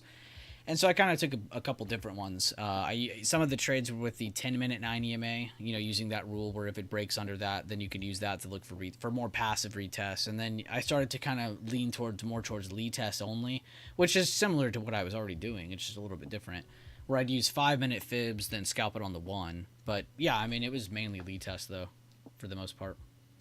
But that was the point of that series though, was in the beginning, I did kind of have a little bit of a rough start. I mean, I was still green, but that wasn't the point. It was about taking good quality trades that were comfortable. Again, I should be able to take a good trade that makes sense to me and feel good about it. I shouldn't have to sit here and sweat about it. So if I take a good entry and I'm sweating about it, well, there's probably still an existential threat somewhere there where I'm like, either I'm entering too much money or I'm entering too many contracts or I'm just maybe taking a too aggressive of an entry or I'm unsure of my entry. I need to review it more, you know, stuff like that. So it was a big journey, but 100% though, most of it was lead test. And we have playlists and all that stuff too, so if anybody just opens their eyes, they'll see those videos. I made a lot of them public too. I wasn't looking to like hype it up or anything. Our new 30-minute candle is opening above the high, looking so we could probably go up and retest up towards the midpoint / you know, where we rejected it yesterday high, taking potentially the next 30 minutes to an hour. So I'm gonna go ahead and head out for the day because I have other things that I need to get done, and it's staring at the market. It just frustrates me when there's nothing going on. Totally fine, man.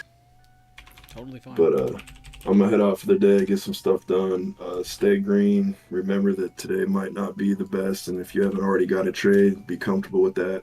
I took my trades off the 830 number and haven't took anything else, and that's okay. Was there opportunities? Absolutely, but there weren't opportunities that had the most confidence for me, and you got to protect those profits. So I will see you guys on Tuesday if Josh is doing a stream on Monday. If not, I'll try to join the stream. Have a good weekend. See you, man. Thank you. And then there's just me.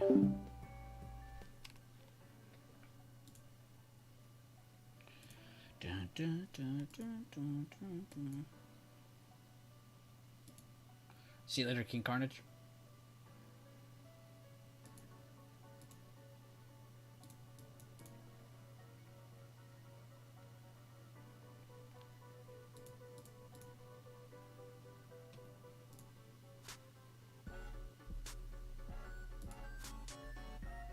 What is this song? It's going hard. Okay, never mind. I take that back. Sounds like a kid's just randomly making a beat. Just beating pots and pans.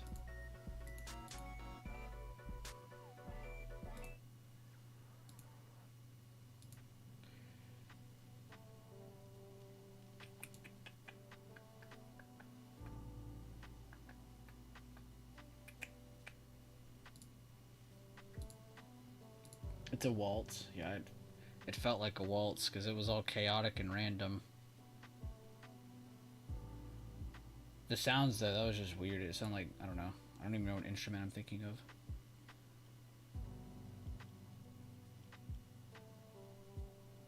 It does give you some pressure, Mel, doesn't it? Oh, here. So, Mel, you're here, right? You're here now. So, Mel today... Where are we at? Let me go here. So Mel today was talking about the golden pocket. He just liked that price pushed up to it. He liked that it rejected, and he's basically just looking for selling pressure. If it pops over 450 or this area here, he's getting out. He's not going to hold it. Bought the 4,500 put. Gave a just update. Didn't really say anything. Was just again saying, "Hey guys, it's dumping. Let's scale out. Let's not be greedy here." It doesn't really need much update there. D-Touch did really good on that. Very happy for him. What do you say? 35%. That's massive. That's massive. And then posted his update, which I'll go to that so you don't have to look at the picture. But he said, okay, did like how the open dropped. Waited for the lead test. Got to the golden pocket. Liked the confidence. Was there to do it with 3 contracts. Scaled out 3 different times. Which he did post all 3 in YouTube. He posted all 3 on his review as well. But zoom in on it. So he liked the dump. He liked the reversal. He liked that on the reversal, it went under the golden pocket. This is a lead test. This is the most famous version of how a lot of us like to trade in here. Gets in, likes it. Risk is over the top of that new high. Scales out against the first dump, scaled out on the second. And what I like about this is that he's paying attention. He sees that there's some short-term buying pressure here. Can it reverse from here? Yeah, 100%. Will it always reverse from here? No. So he scaled out 1. If it would have pumped over here, made it to this high over here, probably would have gotten out of the last 2. Just would have been a small loss, small win type play. What does he get, though? It rejects. It continues lower. So where does he take profit next? Where does it logically make sense? Remember what I was saying in stream. You want to aim profits for a higher low, and you want to aim for some of your profits to hit the double bottom low in case either of these are reversed at. Then, if any new lows are made, these are where runners get to have a lot of their fun. And this is where Mel took profit on his last contract as it made a new low. And again, this is a great testament. You can see I don't really use indicators. I just use levels and stuff and fibs. That's all Mel uses. Yes, he has all this stuff on his screen, but you can see he's still mainly focused on the fib. You can see he's still mainly focused on the levels. He's still mainly focused on trend, finding lows, finding lower highs, finding new lows, finding, just trend, just following the vanilla part of the chart. So if you guys are in Lifetime, I hope you appreciate some of that info. But I wanted to bring it up on stream to go over with Mel because it is his first time posting like that. So I wanted to give him some confidence. But Mel, you did a great job, man. Seriously, it does give you pressure to post like that. But don't think about it in terms of like, oh, there's other people following me. Remember, that's why we put it in that Lifetime section. So you can use it as a journal. Post whatever you want in there. And if you don't feel like posting, you don't have to. That's your choice. That's the whole point. Be comfortable. At any point you don't feel comfortable, let me know. Or just do whatever you want. You know, don't succumb to other people. That's all I'm going to tell you, man. Do you.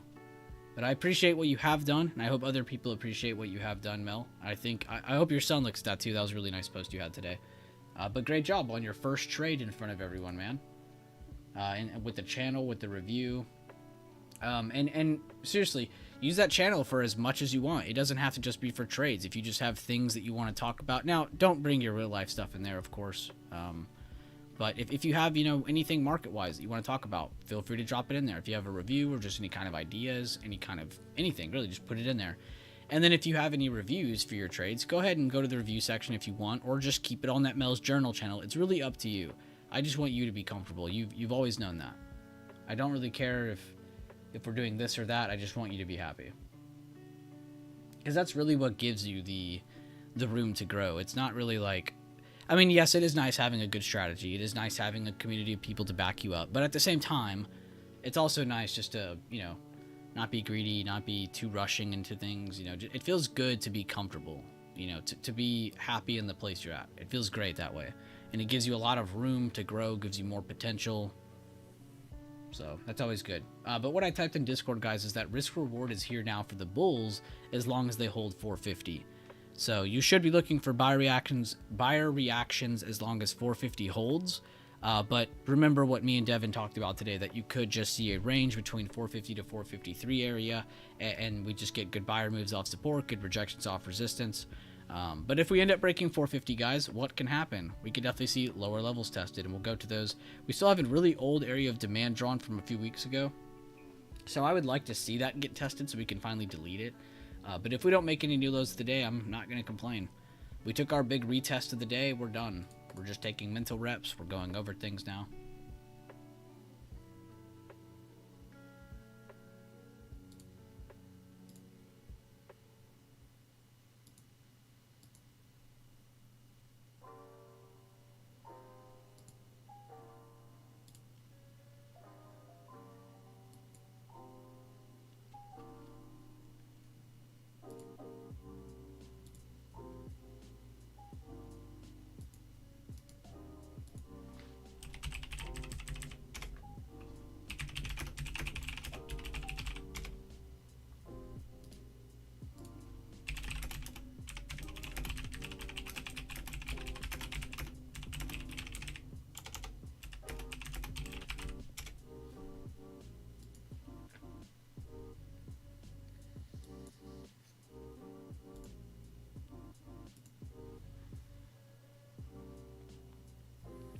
Mel, one of these days I'll have to go over this with you. This is just a demo account. It's not real.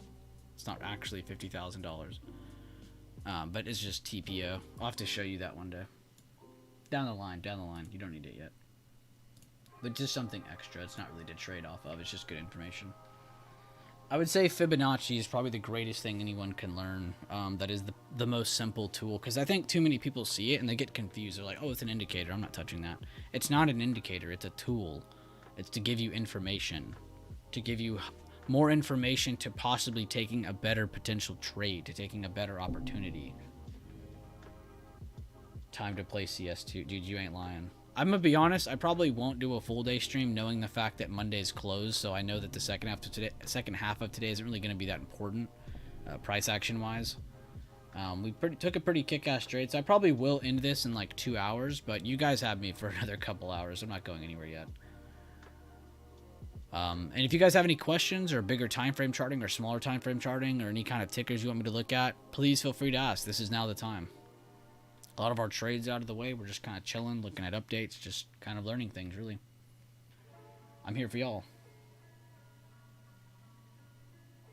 And yeah, Mel, back to you again. I'm honestly excited for you, man. And don't let the pressure sit on you, man. Don't even think about it, because there's a lot of people in there who just want to see you win. They're not really there to, oh, let's follow Mel. No, it's more like, let's learn from Mel. Let's learn from him, Bueller, Leland. You know, let's learn from these guys. That's really what it is for a lot of those guys. So don't feel the pressure when it comes to the lifetime group. Those guys love learning more than... You'll never have a lifetime guy for the most part tag you and complain. I've almost never seen a lifetimer complain, and it's because they're almost always a more respectable person. I'm not saying this because they have lifetime role. People who don't have a role can be just as respectable, but these people will buy a lifetime role, and they'll do it out of respect. You know, they don't do it to get the course sometimes. Some of these people that have lifetime role straight up message me, and they're like, this is purely out of respect. Being here, blah blah blah, and it's like it almost makes me want to cry seeing these messages. It's like, holy shit, like this is the coolest person ever, because it's not about money to them, it's about growing. It's like it's a part of their journey to them. It's fucking amazing. But those people, they're not gonna cry or complain if you mess up or if a mistake is made, or like, it's not like that, you know. We're all human, we're not computers. Yeah, it's just like the first day of school. See you Tuesday, Florida. 2 scalps with puts for decent bank. Nice stream. Thank you. See ya, man. I'm honestly glad he's okay from the hurricane and all that, too. He had a crazy trading day on the day the hurricane was hitting. So I'm very happy to hear that they're good. Have a good weekend, Florida. Bueller always crying. I miss hearing that. It's just because there's so many amazing people in chat, honestly. Like, I really do this for me. You know, I do this just because this is what I would do even if I didn't have a chat. So it's crazy when those people give you like good feedback because you're not looking for it. Poots, baby. What's up, Jose? I'm not gonna lie, I like the risk reward here for bulls now, because today shouldn't see a lot of more movement than that. But if we do, let's not be biased. Under 450, we could definitely see some more dumping.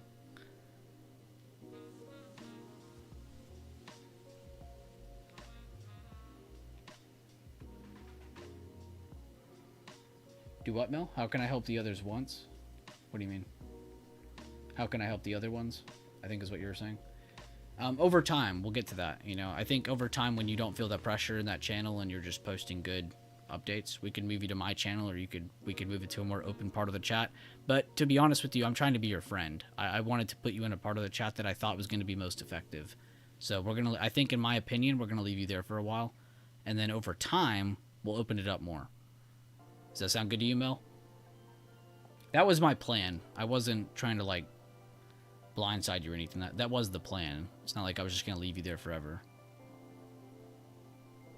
I just didn't want to put you in a part of the chat where I know people are going to definitely use you differently.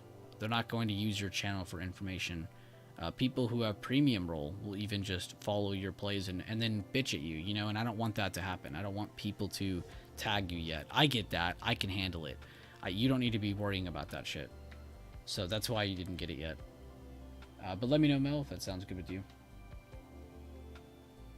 I took the puts off the rejective. Open, bro, that area. Oh, nice. Good stuff, Jose. That's kind of where we took our puts as well. I took it off of a retest here. Mel called it out. I called it out.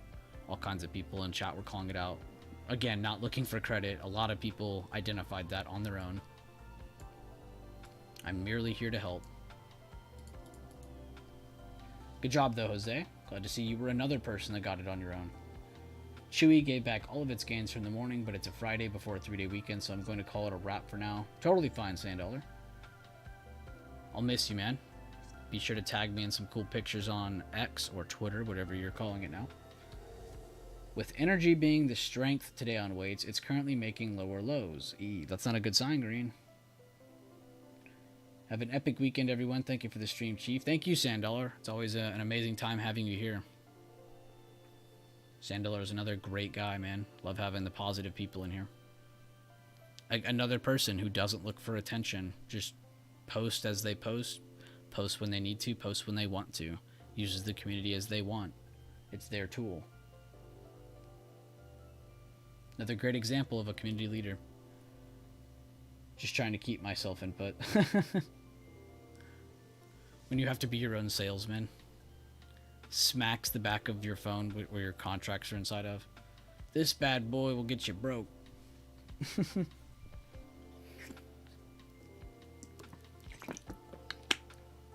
Good job, Jose.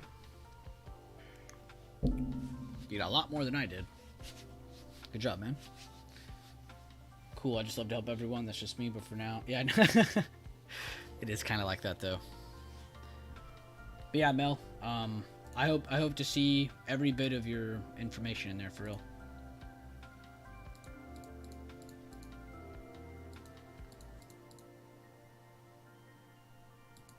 Mel's journal. I love it.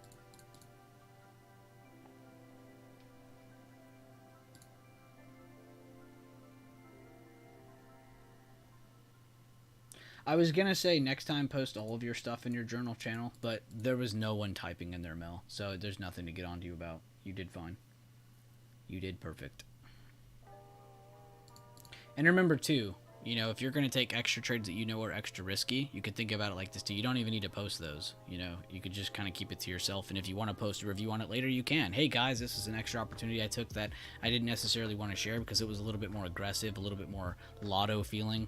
I didn't like the risk reward as much as I like, so you could also post like that too and say, hey, I didn't post this, but I still want to show you the review of what I did, so in the future if you guys want to see what more aggressive opportunity looks like, you can. Damn, that was a mouthful.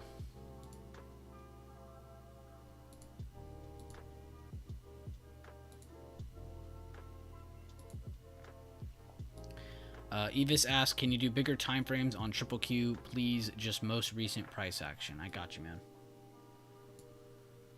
We will do that.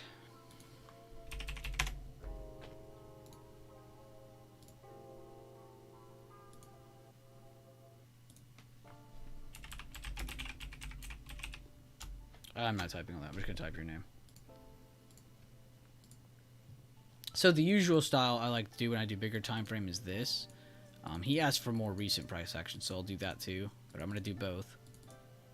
I like to grab monthly levels, weekly supply and demand. Which, again, if you go from lows here, that's totally fine. If you go to this, which this is what I've been doing for tech, this is also fine. You go to the high, you go to the open of the last green candle before the reversal, you add your zone there. The rejection, we have another one here. Oops.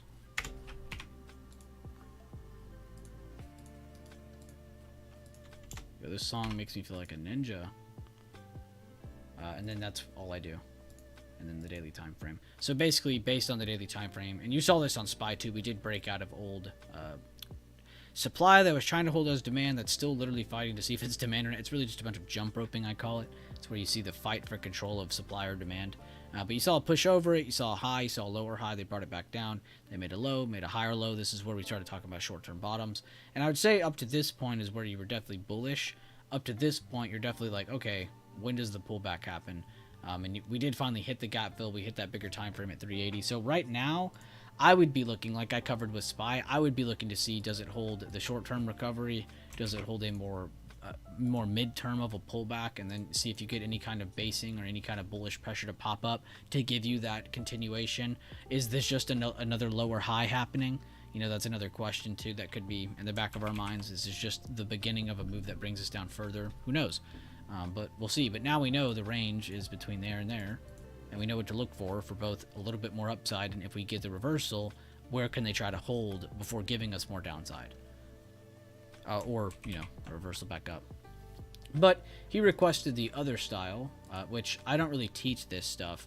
This is something you just kind of have to learn on your own. But if you want to go to recent price action, this is also great. You know, instantly just kind of focused on the recent TA here. And in the same way, I'm going to do the same thing. You know, I see we have a high.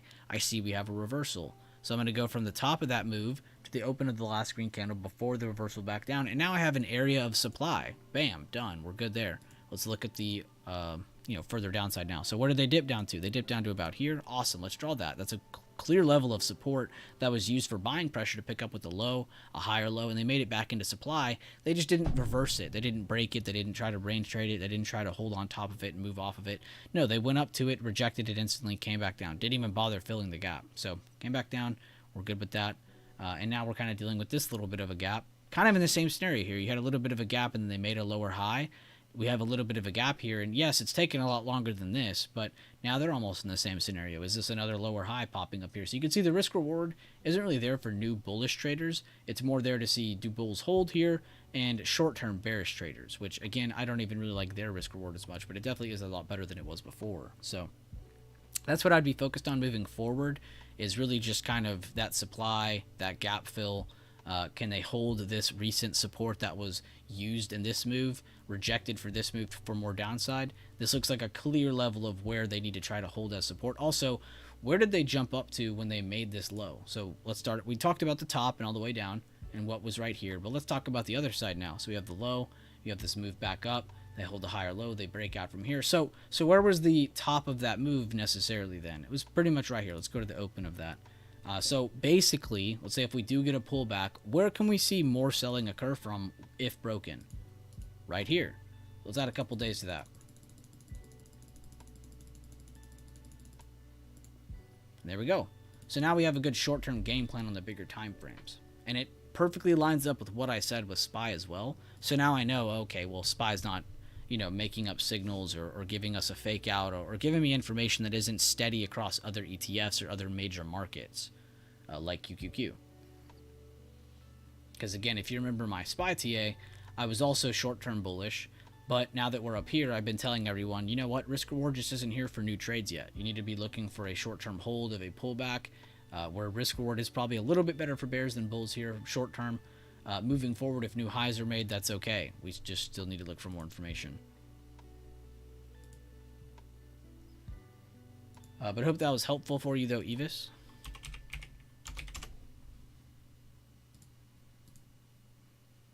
And pretty much nothing happened on SPY during all that, so we didn't really miss anything.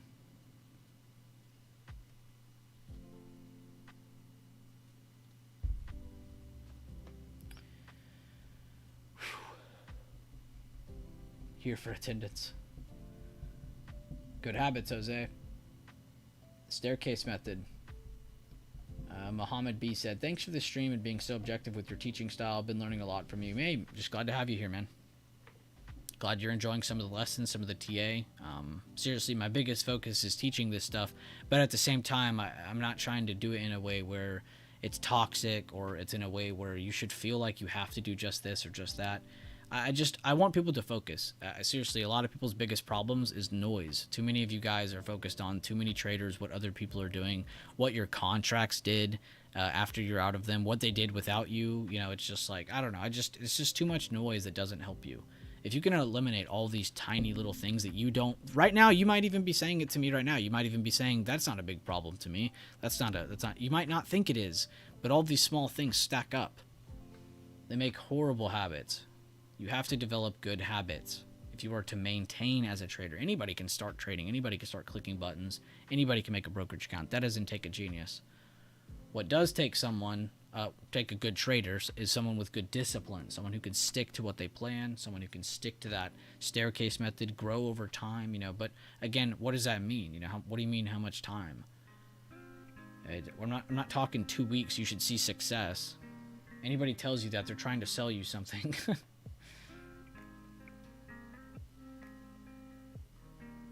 There was an ad? I don't even have monetization on. Was there really an ad?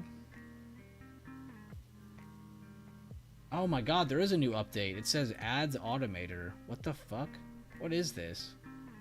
Insert ad, delay ads. Alright, well if it pops up again, I will delay the next ad. I did not want that. That's crazy, y'all got an ad, man. I have that literally off. That's messed up, man. Alright, well I apologize for that. I'll make sure the next time it pops up that I stop it. But next stream I'll make sure that's completely off. Yeah, look. I'm not even trying to bullshit y'all. It's a new thing. I've never seen this. Ads automator. It's on. And somehow this is on, even though I literally have it set to off. That annoys me, man, because I hate giving y'all ads. If you're going to join my streams, y'all shouldn't have to see these BS ads.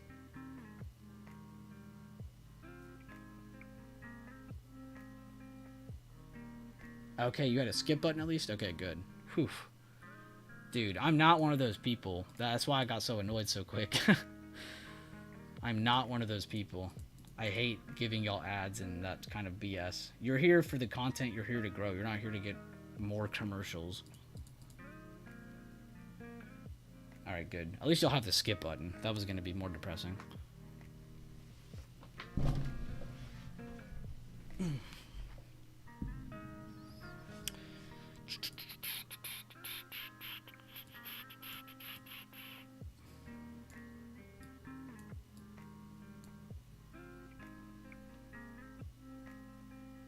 had like 3 no lot. Like Dondu has no problem telling me.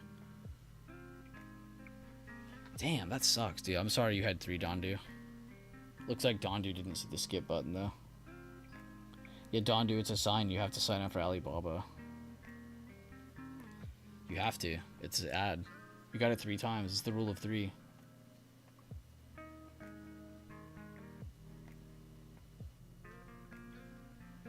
Baba calls, yeah. Heard it here first. Heard it here first. Thank you, YouTube ad. Yo, high key, how does Baba look? I saw Neo was up because I have a position on it, but what is... Okay, Baba's up too. So it's a lot of China's up.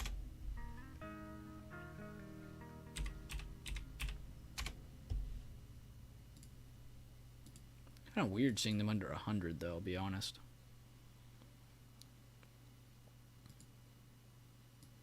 Look, I have a Dondu chart. Here's my Dondu chart. It was just giving him more of a minimalistic view. Good buying pressure here. Just really a grind up. Didn't really give you a good retest, but good 2 short-term retests though. Better midterm retest here. Bullish kicker, so. But don't get too happy. I can't tell you how many bullish kickers I've seen become the top of this chart. You have one here, you got one here. Could be another popping up here, so be very careful on Baba. China also has a lot of just news going around right now with their own inflation, with their own economy, so you have to be very careful with that too.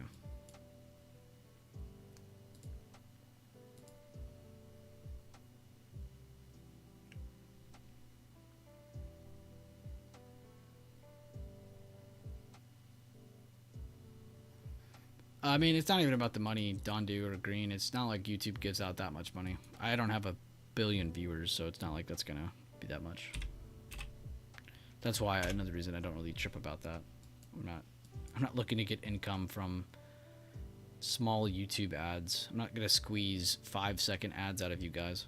That's just weird. Thank you for bringing that to my attention though, because I literally don't get ads, so I wouldn't know.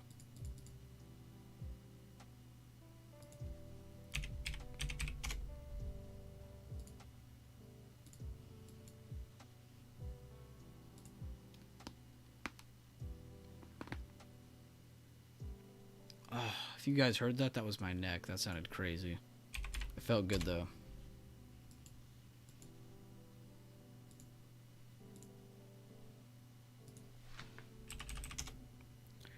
Ooh, MMM could be another good short. They're back up to where they kind of died from, really. Of course, they had all that wildfire news and all the other stuff with multiple places having wildfires. Really, it wasn't just Canada or California. There were other parts where MMM was involved too, so that one had a lot of pullback.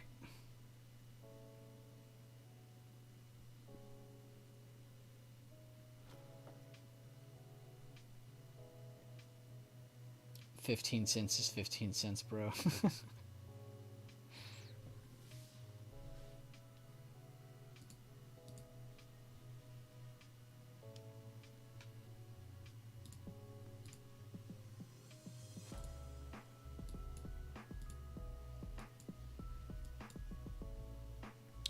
I will tackle EMPH again, and we will succeed. Mamba didn't raise no bitch. McDonald's, thank God we cut that. That has done nothing but bearish movement since we got out. Shout out to the guy who told me to try to hold this position. Dummy. Roku looks really good for some potential buying pressure. Got a good low here, double bottom, got a pump. Got a just single low here after some pullback, got a pump. Of course, it's earnings related. But off of that earnings push, you have a nice rounding move almost. So Roku could get some buying moves into 87s. That could be a good look for going into next week. This is just kind of short-term vague TA points I'm making to kind of look at for next week. Bearish pressure stepping in at known resistance on Walmart. That could be good for selling pressure early on. Roblox has a good rounding move, but they look like they're slowing down finally. Twilio's just having a great time. So is Snap. So is John Deere. I need to tackle this ticker more. Screw you, Pen. energy sector completely on fire. I talked about it a while ago. I'm not going to sit here and say, did you guys catch my TA? Because it was a while ago. But this is just the result of it, and they're making it back up to the top of that chart. Again, just really showing you the strength of energy over the past couple months. Energy's on fire. CLF is a pretty good one. I like this one a lot. I think I'm on the wrong chart. Yeah, I was. But it's at the bottom of an old demand, holding it as support. It has multiple lows here. It has a bullish kicker here, a reset candle, and now it's continuing from that reset candle. So I like possible more upside for CLF moving forward. Of course, their sector could hurt things. AVGO, good rejection from previous resistance. Dollar Tree, kind of watching this in sync with Dollar General, as both of these took hits from their earnings. They were already kind of in good value areas, and then they dropped more. So definitely keeping those on watch over the next couple weeks. I would love to pick up a play on DG or DLTR.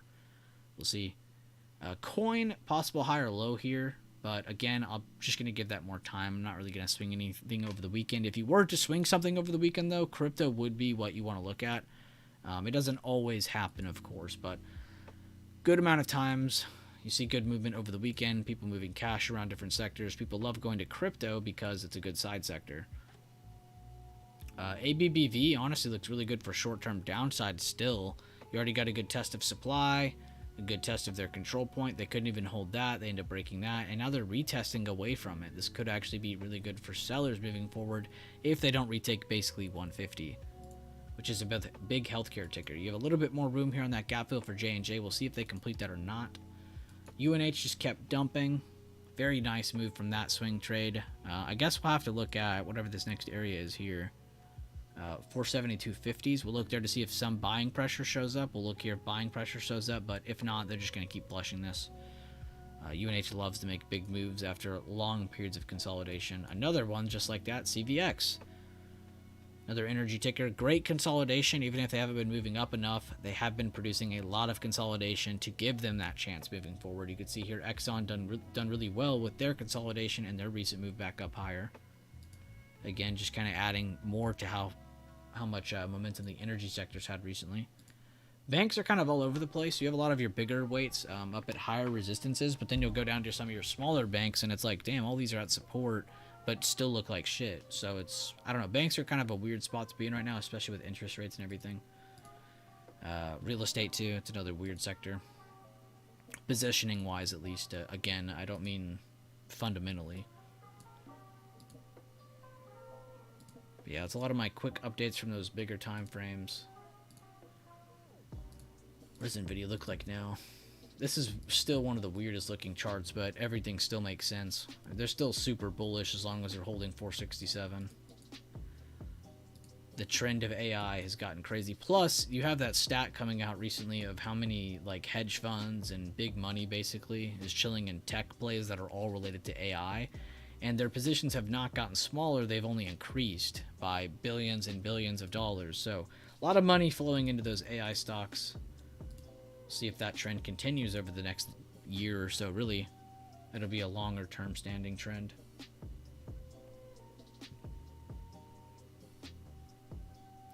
And you can see that seller pressure finally showing up. Buyers finally getting squeezed out of their positions, it looks like. But again, loads of room below. So kind of anticipating some downside next week, but not too much. Because I could see them giving us some just short-term downside and then range trading and then kind of throwing everyone off. So I don't think they want to just give us the easiest dump ever. But if that happens, whatever, we'll take it down. New low of day there for a half second. Still above previous day low, previous day close. That is the main area you're looking to be tested or broken. Good call out, Mel. He said new low before I did.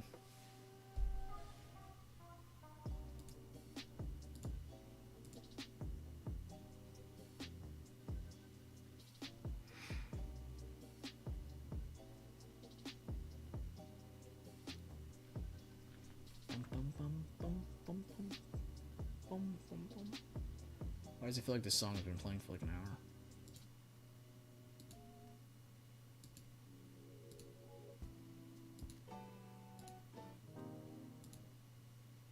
I shit you not, I just played the same song 3 times. There we go, deep diving. This is the best song in the playlist.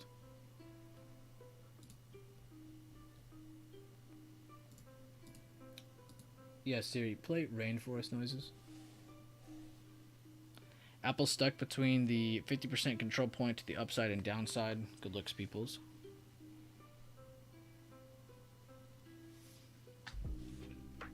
What are you up to, peoples? Are you doing something?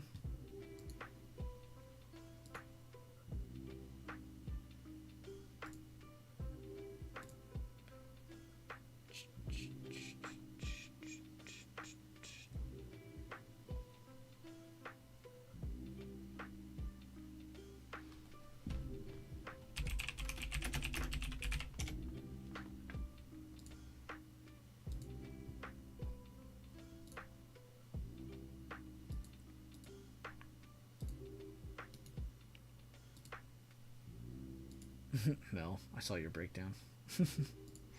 Very clean. Eating some grub. Good, good, good.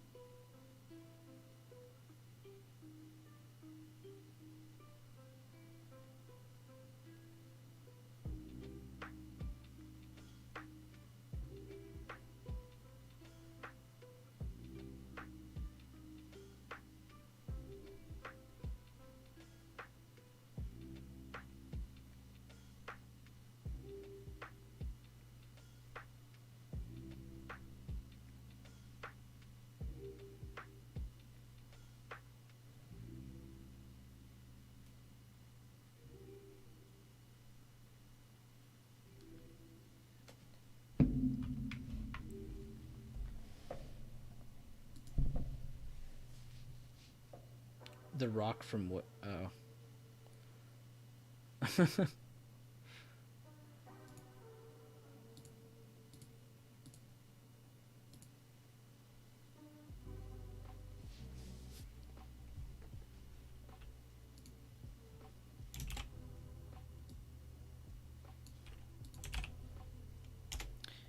Yeah, man, honestly, I really only saw like one trade today that I thought was super, super high confidence and was clean. And that was the retest that took about it was really about 45 minutes, really. 45 minutes to an hour, I would say, into the market is where the best trade of today was definitely taken.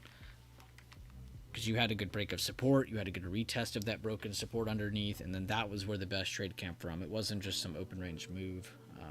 That would have been very hard to catch on that 5 minute there, as you can see. But the retest, very clean.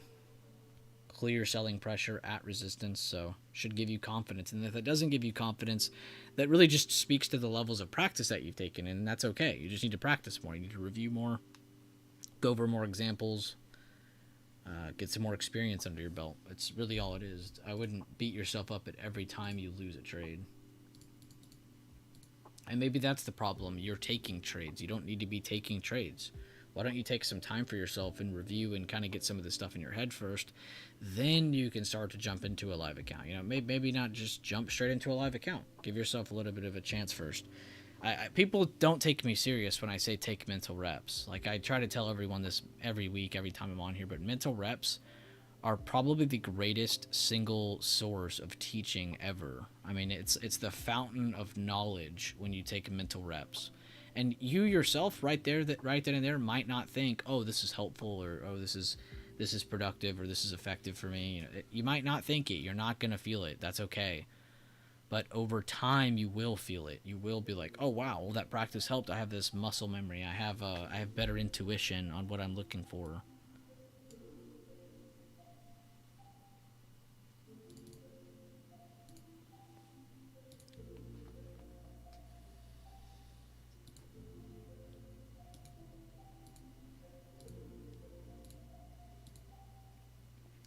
See, like that, Mel. I like that.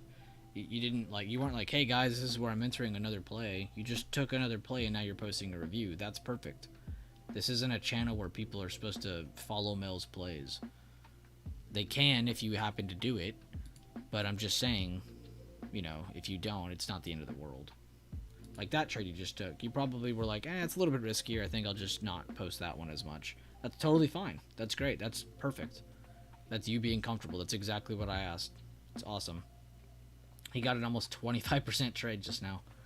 And that was after the bigger trade. New low of day, everybody. 450 hitting on the dot.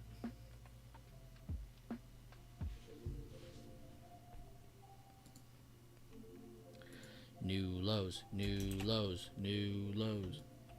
One of us.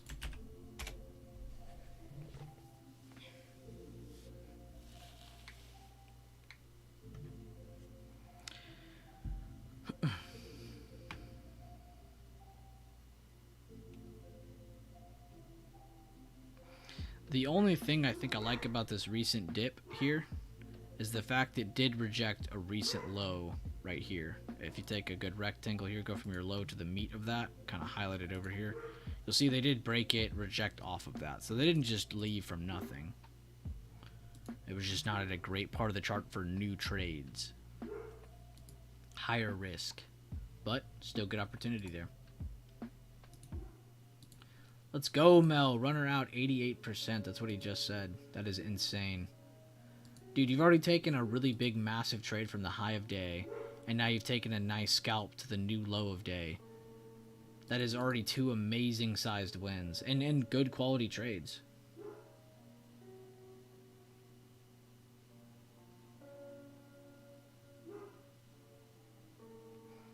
Hello all, just wanted to check in. No trades today, just had wisdom tooth pulled, but enjoying the stream and good luck on the plays today, BB team. Damn, man, that sucks. I wish I could have been there to record you. Yeah, I know, Faith's loud. She'll shut up in a second.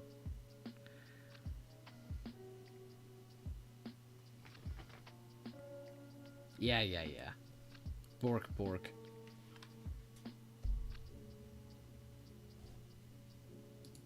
Keep that ice on.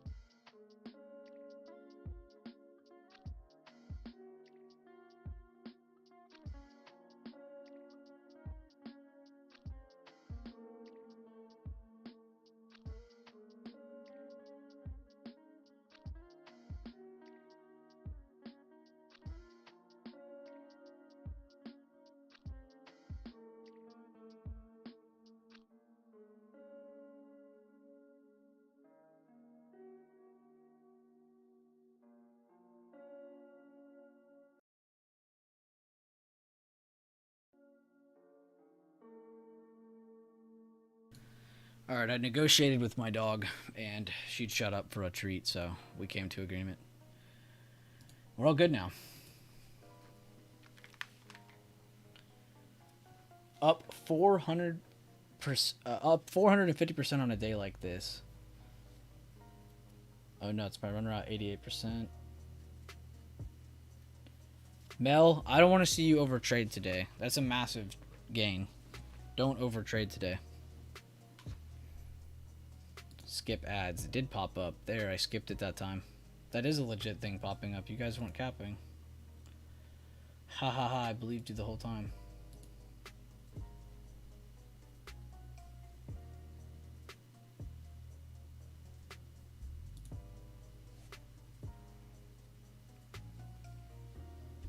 There you go, Dondu. Just remember not to get biased based on positions you're in. Dondu, I know you were joking earlier, but that was a good kind of intro into that conversation, though. You know, people get into swings and they're like, oh, the price action shit. And it's like, no, it's not. You're just stuck in a position. You know, it's totally fine.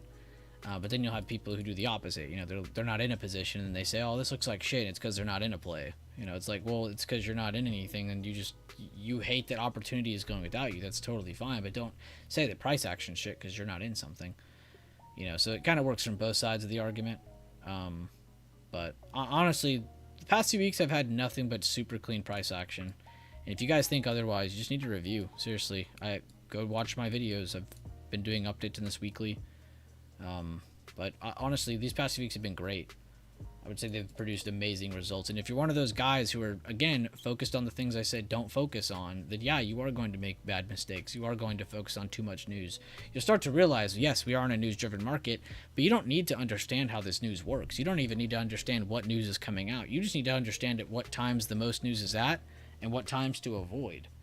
You know, and then play off the reactions of those news. Play off of your retest entries. Play your lower highs, your higher lows. Focus on those more passive trades that pop up because they do pop up. But instead of complaining, you know, you're going to miss out on opportunity. And I'm not even speaking to Dondu anymore. I'm just speaking to everybody.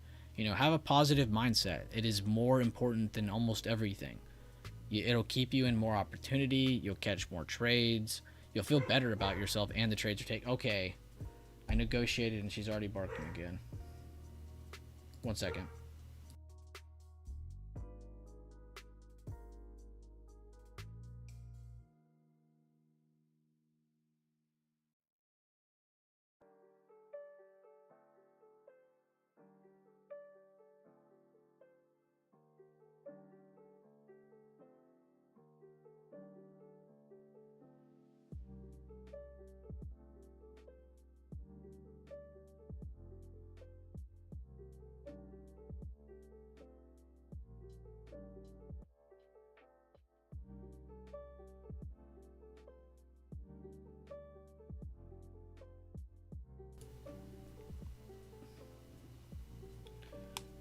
Headset turned off.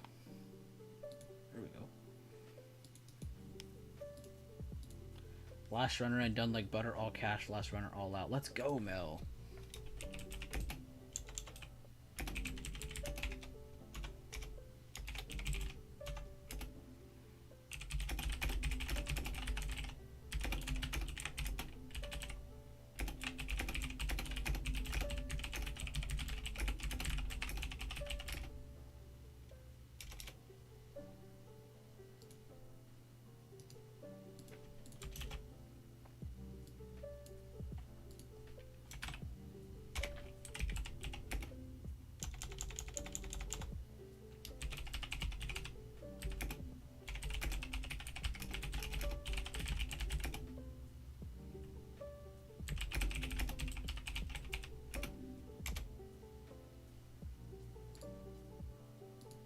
Good job, Mel.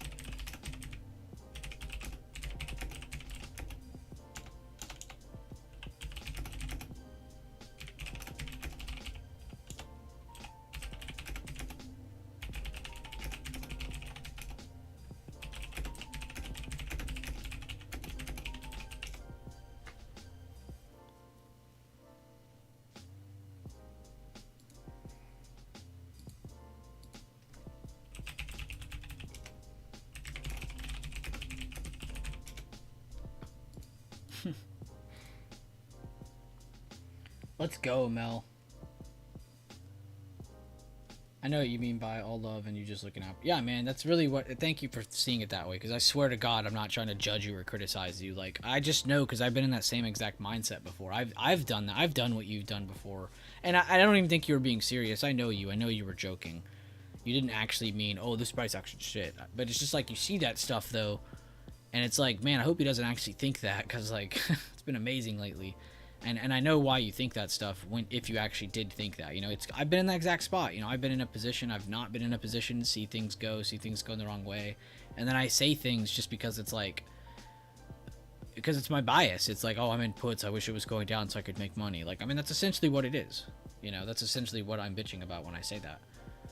But it's a really good thing to move away from that. Like, just only speak in terms of what's happening to your play. And if you're going to mention a chart, that's totally fine. But if it doesn't, you know, involve your play, then you shouldn't really ruin the TA there. You know, oh, this is not bullish here, and you're only saying that because you're bearish. Or, oh, this isn't bearish here, and you're only saying that because you're bullish. It's like, come on, man. And I'm not even saying that to Don do. Really, everybody. Everybody does this to themselves, whether they know it or not. You know, you might do it to yourself inadvertently while you're just kind of mentally trading. You know, you never know. People do it all the time. It's a very natural thing to do. I mean, it's logical. It makes sense.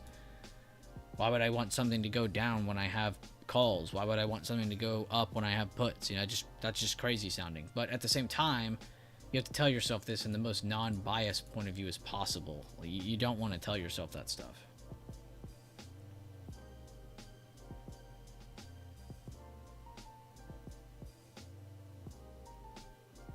It really is a mind game.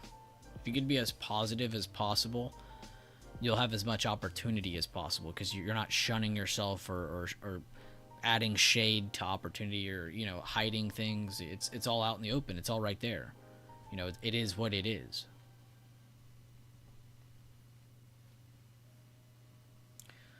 Jose, zoom out. I make small money but big percentage. AML, that's what's important. This price action. Mentally scalping SPX, good stuff, good stuff. Scared money does make money. Sinful 2023.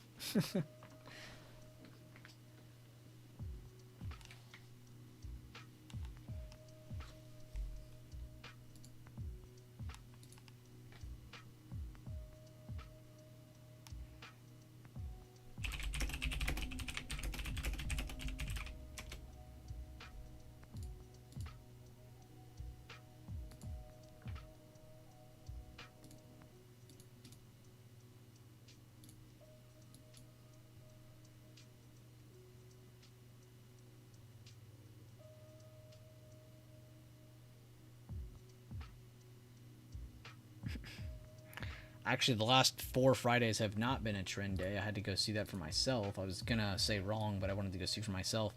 And honestly, Jose, I think your first trade was good. I think your second trade, you just exited early because your body probably feels what I'm saying. Like, you're probably like, damn, like, I'm shorting, but I know I'm at low of day. I know I'm shorting under good supports. But you know for a fact that, you know, we have done this to a point where if there was a reversal, it could hurt you, you know? So I feel like you're probably just second-guessing yourself.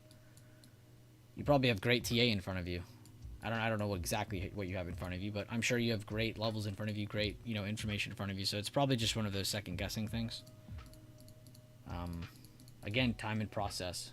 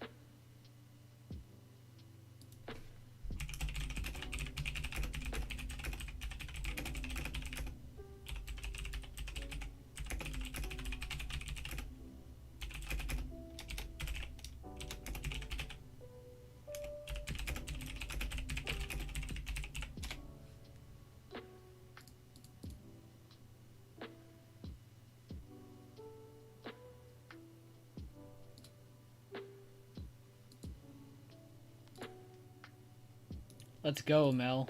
Do you want me to pull it up on stream, or do you just want me to leave it there?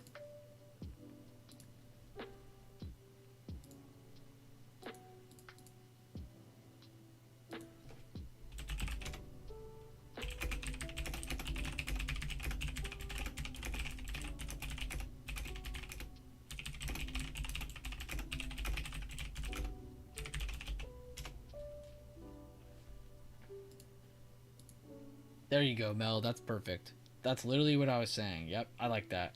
Because, like you said, you could still help other people that aren't in that group, but they don't need to get all the other alerts. You know, you could just post this review of, hey, this is what I did today. This is what happened. This is what I did. This is what I was looking at. Honestly, perfect. I like that.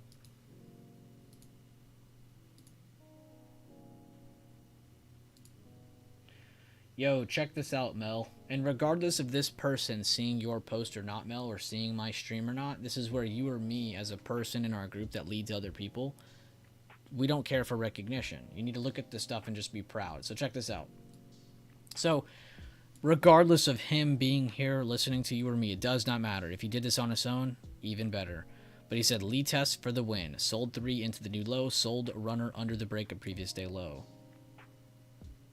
Dude made 60%, then he made over 100%. Dude, that is amazing. And it's because of streams or posts, like seeing this stuff over and over. You're forcing good habits in front of people. You're forcing good TA in front of other people. But really good job, Shane. Really good job, Taylor. Really good job. Oh, that was David from earlier. My bad. That was the mistrade. I'm going to go read that later. But that's what I was checking out.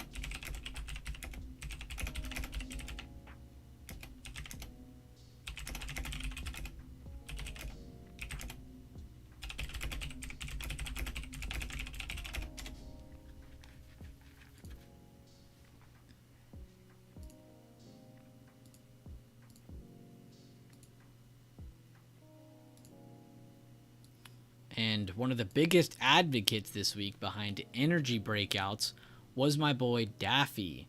Here he is with 23% on his COP play. He also had Exxon, Chevron posted. He had XLE posted. He talked about the sector warming up. He talked about OXY, as a lot of you guys know, is that Buffett energy company he's so heavily involved in now. But really good movement, though, from that energy sector. Thank you, Daffy, for that TA. And he gave it weeks in advance, too. I think that's my favorite part. It's not that he's, like, sitting here like, oh, my God, did you guys see this or see that I posted? He never does that. I always have to go reflect on Daffy's posts for other people to show them, look what this man's doing. Like, he never goes and seeks recognition, and that's exactly what I want to see.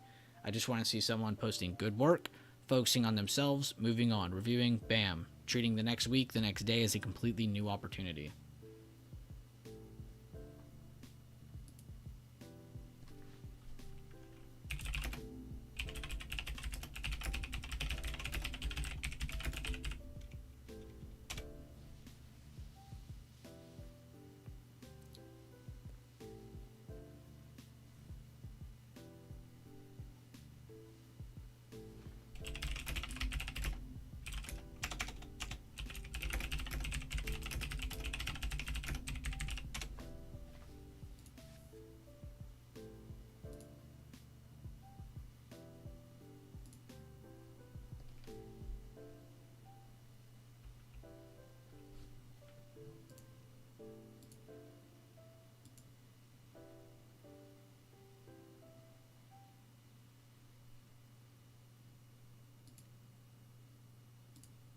How is everyone in stream though? I know things have cooled down a lot more now that we had our larger pullback. Things have started slowing down, and then we had another pullback. Things are slowing down again against another larger time frame support. But how is everyone doing? This pullback is nice on the bigger time frames for some takers. I half expected this yesterday, to be honest. And hey, that's what you got to remember though, Jack. You're not always going to get the obvious trade. You know, sometimes they're going to set something up and it looks too good to be true and it reverses. So you just have to understand that as well. But you also have to remember timing. You know, just because we know we rallied, the first red candle isn't going to always be the sign of reversal. Sometimes it's just an in-between slowdown. You got to remember, you know, like the track reference I always use. You know, if you and me go run around the track for a while, you know, I don't know how good of shape you are in, Jack. But I know for a fact if we ran around long enough, we'd get tired. Our sides would hurt. We need some Gatorade, some water. Stocks are a lot like that. You know, they have these rallies, and sometimes, yeah, you get these parabolic moves, and they don't have these resets in between. But sometimes they do, and then sometimes they're not resets. They end up being what could have been a reset or a slowdown, and then it turns into more. You know, it isn't always bearish as soon as we see it, and then maybe it turns into more over time. You know, and every situation's different. You know, so it's good to just think about that. I'm stopping for water quick, I'll tell you that much. Well, the track was just a joke. I swear I won't make you go out on a track.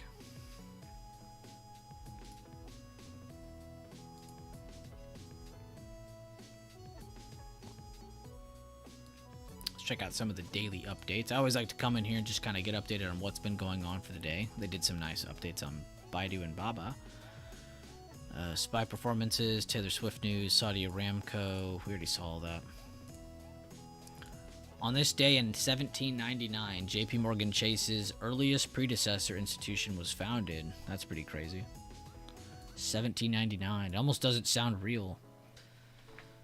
Wheat was the sixth largest cash crop in the United States in 2022, followed behind corn, soybeans, hay, wheat, and cotton. You can see corn is clearly where a lot of our cash crops are. You also have soybeans. That's why bean and coin futures are so important for those commodities. You got hay, wheat, cotton, and then you got MJ. Apple is currently on pace for its 6th green day in a row.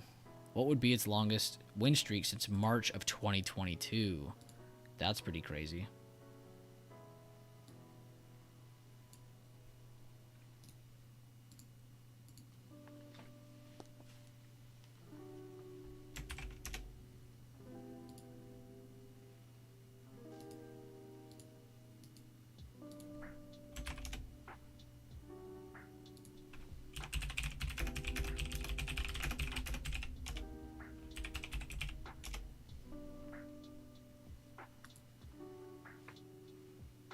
That makes me wonder about other stats, like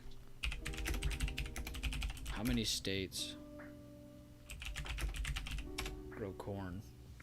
41 states. How many states? Oh, I gotta set up. How many states grow soybeans? About 15. That's crazy, bro. That blows my mind. You're telling me the second largest cash crop. Okay, never mind. It says 30 states now. More than 30 states.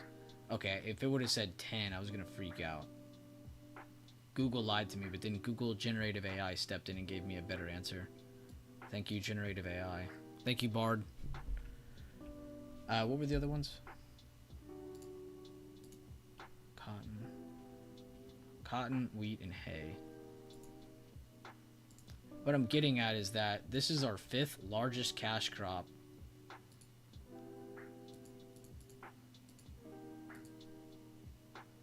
Yeah, hold up. Yeah. So wheat is the 5th largest cash crop, yet it's not grown in 50% of the states that you see on soybeans, which has 32 states, and then what was the other one? Corn at 42 states. That's crazy. Imagine if it was in more states. Like, I'm not even thinking about like, oh, people get to get high. No, just think about the money. Think about how much money is in that. Like, that is so much potential profits just sitting there that our country is just sitting. Man, I feel like we're missing out on so much as a country. I'm not even speaking in terms of like legalized weed. It's like, no, y'all are literally missing out on a bag. Y'all love to spin the bag on all these different things. Like, why don't you go earn one? That's crazy though, man. That is crazy. Those stats alone are mind-blowing.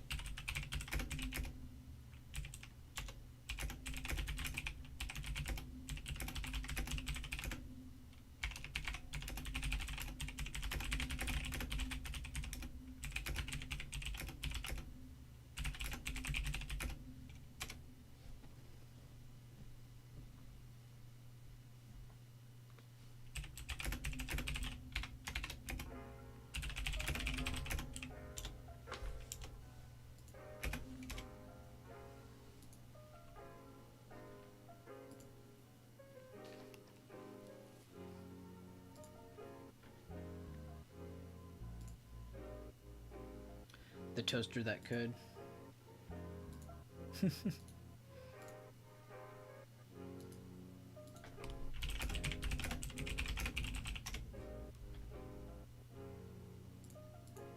He said, "Watch out for my 1-minute chart." I just replied, "So we don't judge here." Everybody uses different time frames here.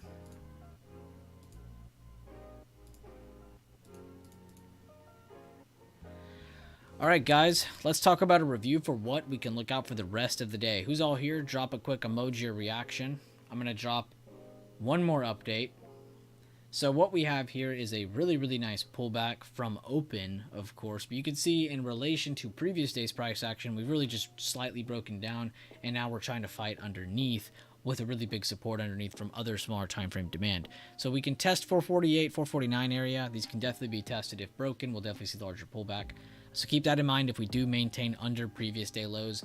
What you need to look out for buyers is any kind of buying pressure above that 448, 449 area, as well as a retake of those previous day lows at 450.25. If we can get that hold, that is a good sign that buyers are trying to keep the market in range before the Tuesday market. Remember, we have a 3-day weekend. Saturday, Sunday, Monday are all off. So we'll try to do a Sunday stream, a Monday video, Monday weekly scenarios, or I'll do a Monday stream. We'll see when we get there. I'll make an announcement. There will either be a big video breakdown or a stream. But either way, we'll go over that at the time. But guys, I think I am going to end the stream here. I really do just kind of want to go chill, and I see a lot of other people in chat going to chill now for the weekend, and I kind of just want to join. But yeah, really good updates today. We basically just called out one main trade, basically the rejection of that 453 area, that top blue area. We just mainly saw a rejection of that on the 5 and the 1 minute. Saw a breakdown, took it. We like that a lot. Good move. Mel ended up taking the biggest profits out of us all. Really good call outs by him as well as the group. But I hope you guys enjoy the rest of today's market. I hope you guys enjoy Monday's information. If you guys have not taken the time yet, please go and check out some of the recent content either in Discord or on YouTube, whatever you have access to. And if you don't know what you have access to, reach out, tag me in chat. I'd love to help you out and see what you can get into. But guys, I will see you guys later on. Thank you guys again for the not quite full day Friday stream, basically a half day. But I will see you guys again on Tuesday. I'll either stream or Devin will be in Discord, and then we'll go back to our usual schedule again. But either way, guys, thank you guys again. I really do love you all. I hope you all enjoy your weekend as well. If you guys have any updates or you want to have another place to go chill in before the market's closed, maybe you're not out of energy like me, then go to the trade floor on the Discord chat. They would love to get updates with you, add updates to you, or just read your updates, you know. So feel free to go in there and then mingle, really. But I'll see you guys later on. Thank you guys again.